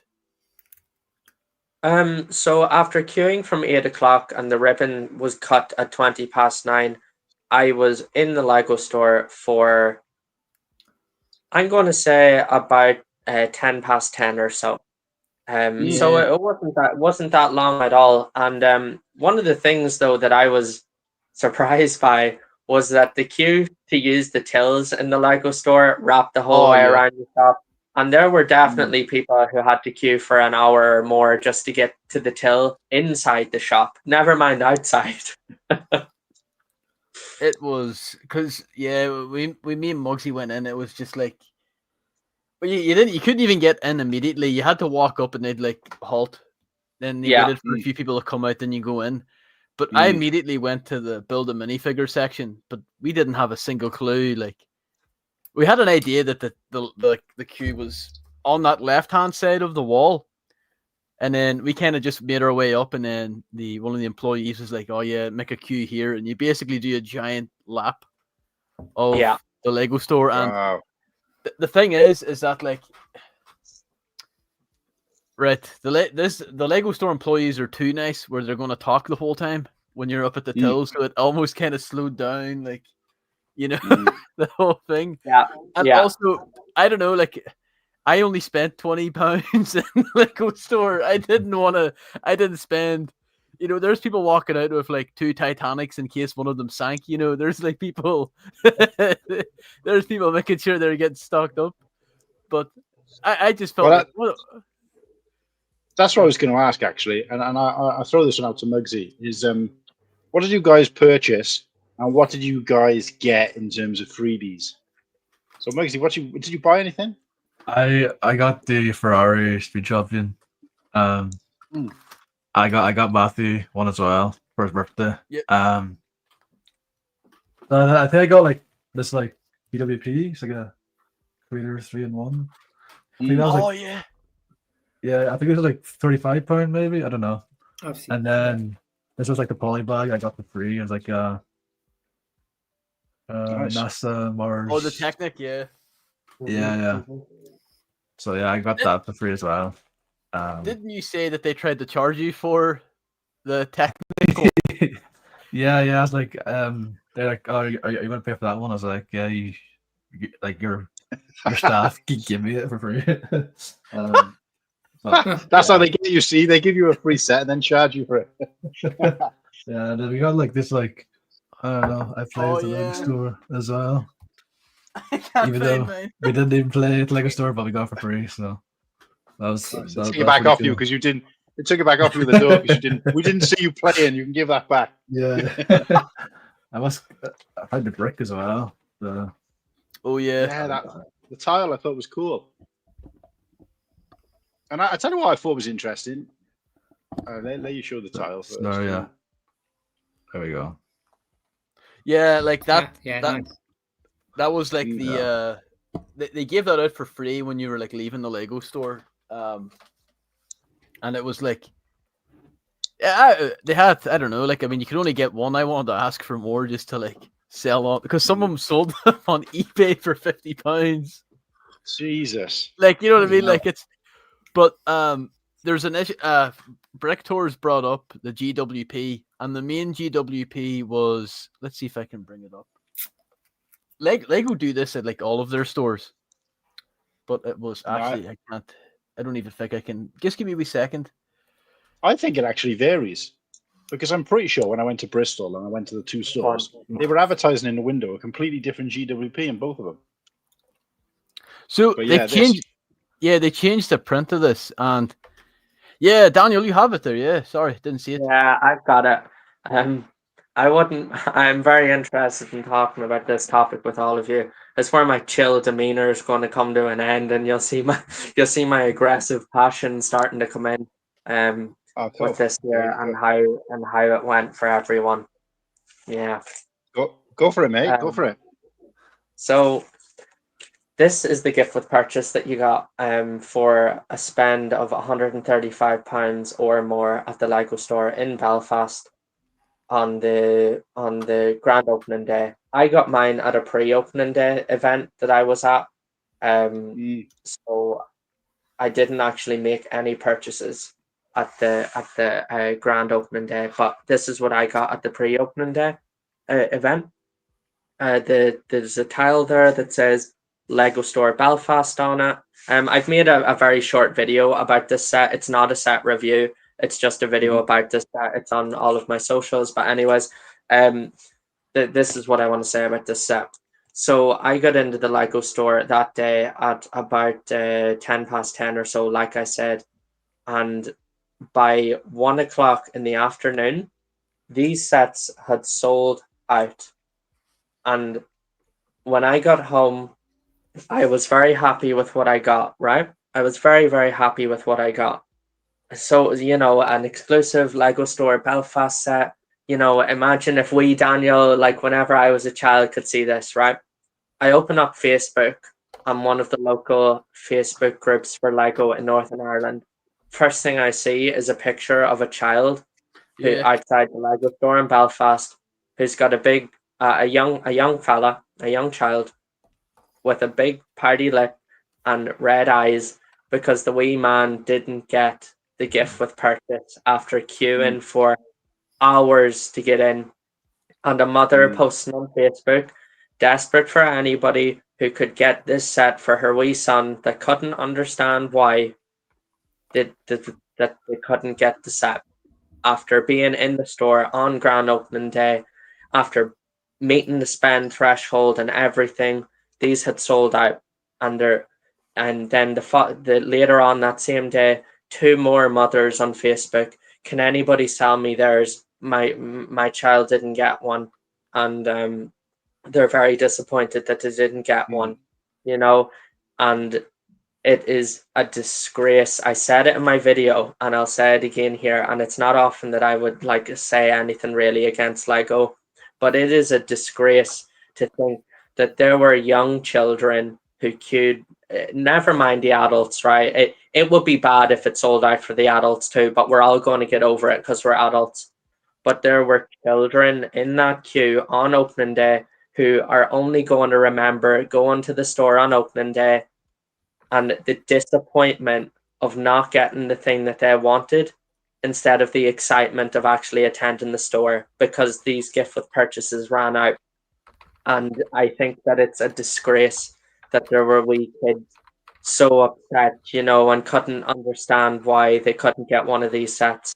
I really feel very strongly about it. Yeah.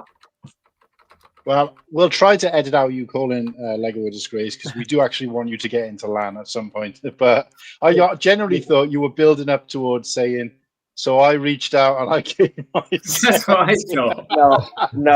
No way. I wholeheartedly, if it was a choice between putting this opinion forth about how truly disgraceful and unacceptable it is that children walked away upset at the Lego store and joining LAN every day of the week, I'm saying that about the children, because it is about the children at the end of the day. And those wee kids walked away disappointed. And you know what? When I saw the picture on Facebook of the wee boy who was so upset that he didn't get this, it made me feel guilty for having this one. And I believe that the wee boy got sorted out, right? But my mum, if she's still watching, she'll know I was besides myself. I was going to give this up to the wee boy because I was so upset that he didn't get what he wanted. And I, as a consumer, therefore, as an adult, even though I got the gift with purchase, I was affected knowing that I had something that wee child missed out on, and it really affected it really affected the way I felt about the grand opening. And for the company that's the biggest toy company on earth, like it is, and they're making billions in profit every year more than the last. It's not like they don't have the resources to make sure that those wee kids walked away happy that day, you know. And at the end of the day, that's who it's about. I think it's like always the first time I've heard this. I mean, because I've heard quite a lot of times with a lot of GWPs, they don't seem to produce enough or have enough in the shops. I've been victim to that. Yeah, out, you know, they should have enough. You know, especially on that day, they should have enough. You know, for that day, and especially when you have to buy a certain set as well. Because I think was it the Jabba Cell Bards where it was like they still had the sets for sale on the day, but they ran out of the GWPs. But they should have the same GWPs with that set, especially if they're if it's selling. You know, if you can only get it with a certain set. But yeah, I've heard it so many times where they just don't do enough. They don't produce enough.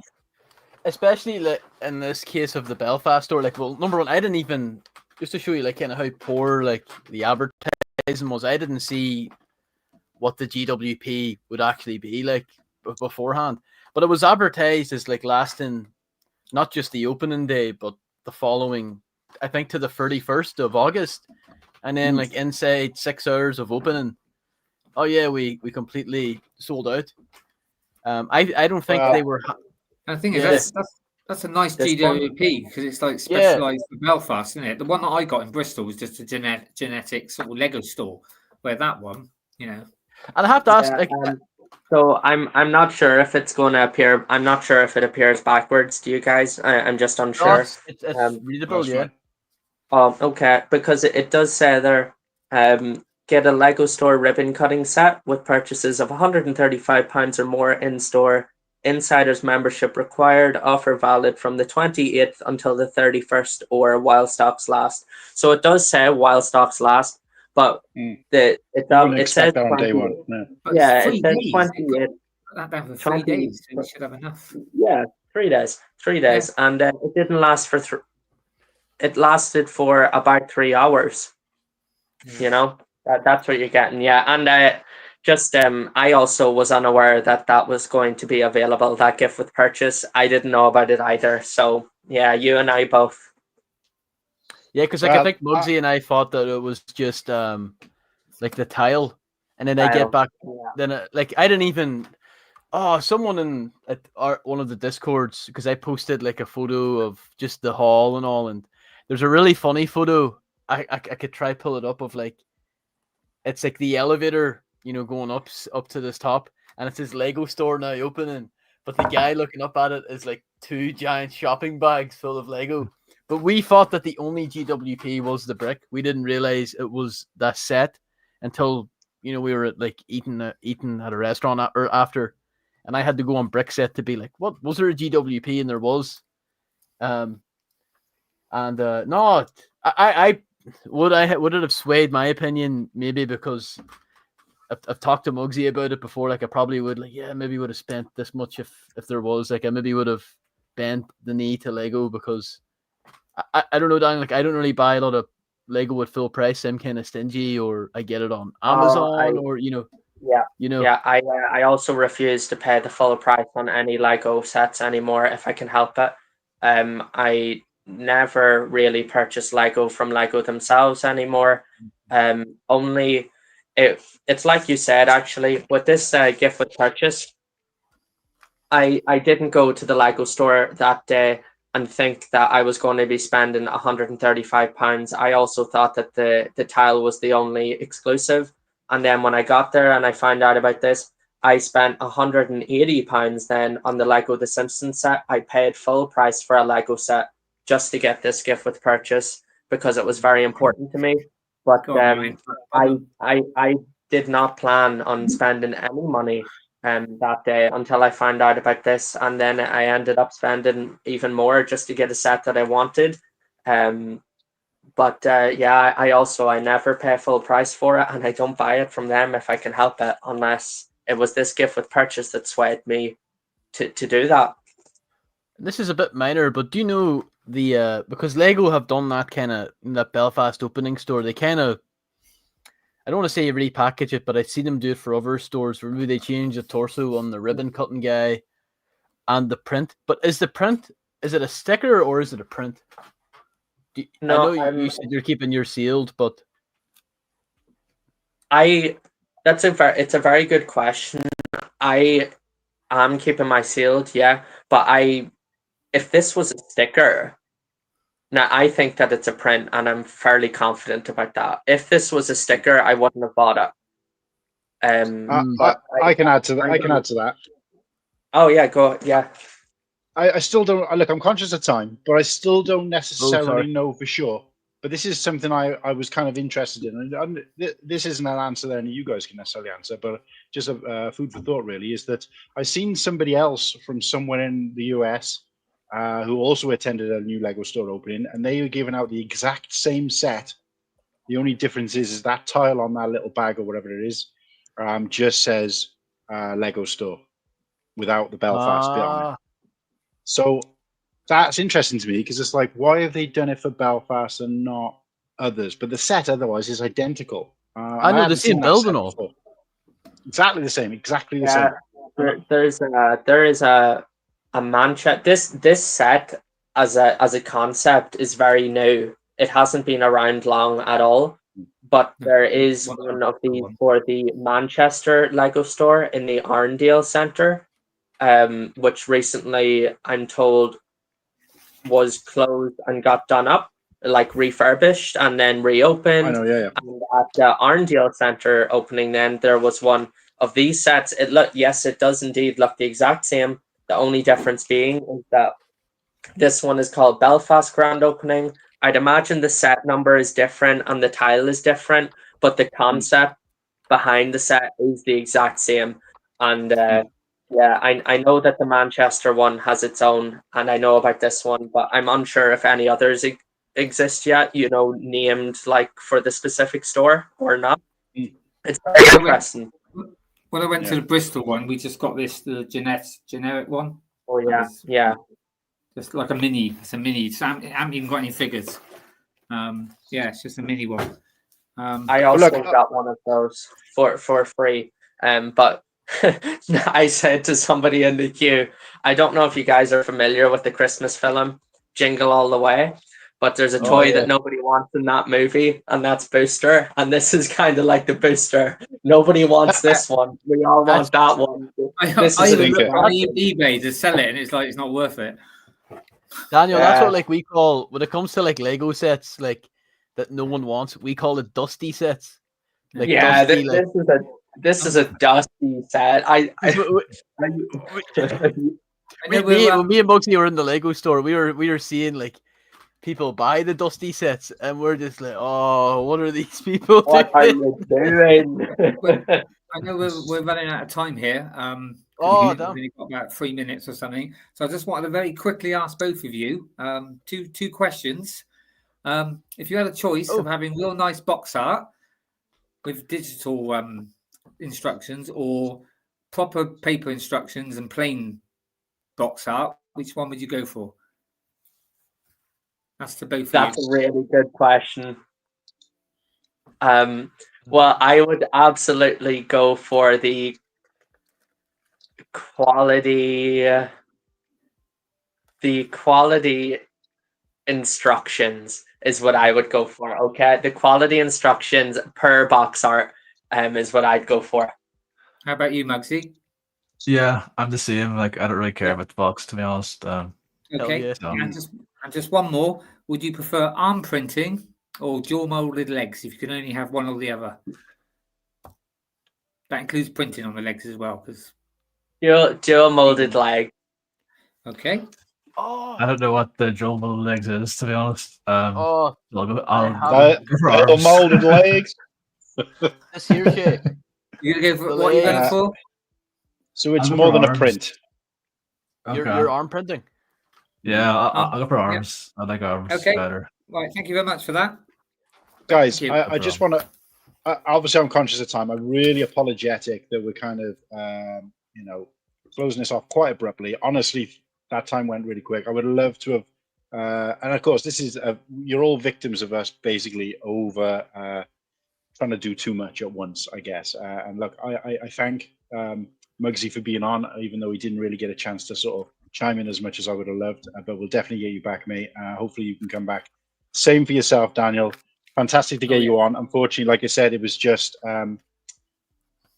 circumstance really. We had a few things lined up that have been in the pipeline for a while, and we just decided we wanted to fill that gap between our normal start time and when we were starting the second show, which is an unusual thing we do. So we just thought we'd populate it with this. So yeah, I wouldn't say you were a kind of last minute job, because we wanted to get you and talk about you on the show before, but it was more about who would be the best person for that content. So yeah, definitely love to get you back. We'd love to speak to you more. Yes, we did have one more image that I reach out to you about separately, because it's about something else that you're appearing at. So guys, go and check out Daniel on Instagram. He's appearing at an Irish Lego convention. So he's going to be the kind of named celebrity there, which is fantastic to have and be among celebrity status. We'll just throw it up there. Unfortunately, we don't have time to talk about it as much as I would like, but you can find that information on his Instagram, and we want you to go over there and check that out. Anyway, that's not the best picture, unfortunately. Cuts off most of the information. But but we want you to go and check that out. And just some, there we go. So October 11th and 12th, if you're in the area, go and check it out. Daniel will be there, signing autographs, giving away probably something, I'd like to think, maybe. It's not going to be Terry the Shark, and it's not going to be his set that he got for free, but maybe some cards, some stickers, something like that, I'm assuming. But either way, go and check it out, go and say hello, and I'll reach out to you, Daniel, and find out a little bit more about that off stream. But yeah, a couple of closing thoughts. That young guy, maybe reach out, that young kid who didn't get a set, maybe reach out to him and say, would you like some Terry the Shark instructions instead? You know, it might be worth a go. The other thing I'll say is about that young kid, he should have been in school. That's all I'll say. He should have been in school. It's still school holidays, wasn't it? Yeah. No, it was the day after they went back in Ireland, wasn't it? Was it? We went back this week. Yeah. But anyway, guys, look, I appreciate you guys, everybody who's tuned in, everybody who's new and who's tuned in just to see these two handsome new gentlemen representing Ireland. You know, we love our Celtic brothers over there. So everybody who's tuned in for that, please consider subscribing. Go and check out all of us on Instagram and YouTube, and obviously go and check out Daniel and his wealth of content. I've pinned his link tree to the top, so you can go and click on that and find all the bits and pieces we've talked a little bit about, and go and try and get him back up to his 57k plus. We probably won't get a lot of that from this stream, but you know, every little helps. But look, fantastic to have you guys on. Thanks for being part of our 50th, 50th show special. And please, if you get a chance to stick around and watch the next show, we'd love you to do that. Anybody who's in the chat wants to come and watch it too, we're jumping straight over to there now. We're teaming up. We're doing a collaboration with Minifig Mindset, which is Bricks Productions, Stud Economy, and Mike and Ike. They got a similar show over there in the US. And we've got a presentation for our 3 Lego Star Wars sets that we want to see Lego remake. And then we're going to battle it out a little bit, and then we'll flick over to their channel later on. So stick with us right here on this YouTube channel, different stream. Find it, go and check it out there. Get comments in the chat, and thanks everybody for tuning in. And look, W's in the chat for both of our guests. Yeah, happy days. We'll definitely get both of you guys on again very soon. Oh, yes. But yeah, let's play them out, guys. Throw up any closing thoughts now. Anything you want to say? Just very, very quickly. I just want to thank you all so much for asking me to join this stream. I have to say, like, this is probably the most fun thing that I've done on a Sunday night in a very, very long time. I had so much fun. My cheeks hurt from smiling, because this was just the most fun thing. And I do see in the chat there the messages coming up from people who I recognize from my own accounts, and I want to also thank them very much for following me over and joining to watch this stream as well. But this was just so much fun. Like I said, my first time ever appearing in somebody else's life, and I really hope that we all cross paths in person someday, or that I get to come back or anything like that, because this was just great. You know, I'm very thankful for you for asking me. Thank you. Appreciate you. Thank you. Yeah, that's really nice for you to say. Thank you. No, really, really appreciate it. Thanks for having me as Lots well. of you I saying appreciate thank it. I'm gonna be, No pressure. No pressure, pushing Mugsy. Caesar. Yeah. Thanks for having me. A lot of fun. I'll see you in the chat, I'm sure. Oh yeah. Thank you for your On support, the Mugsy. next one. This man's And here don't forget every to week. catch the vlog tomorrow. You'll see the more. vlog, You'll yeah. see more of Shay's lovely face. Yeah, Especially the 2 vlog seconds. is on Slurpy's channel. Go and check it out, guys. Bye-bye.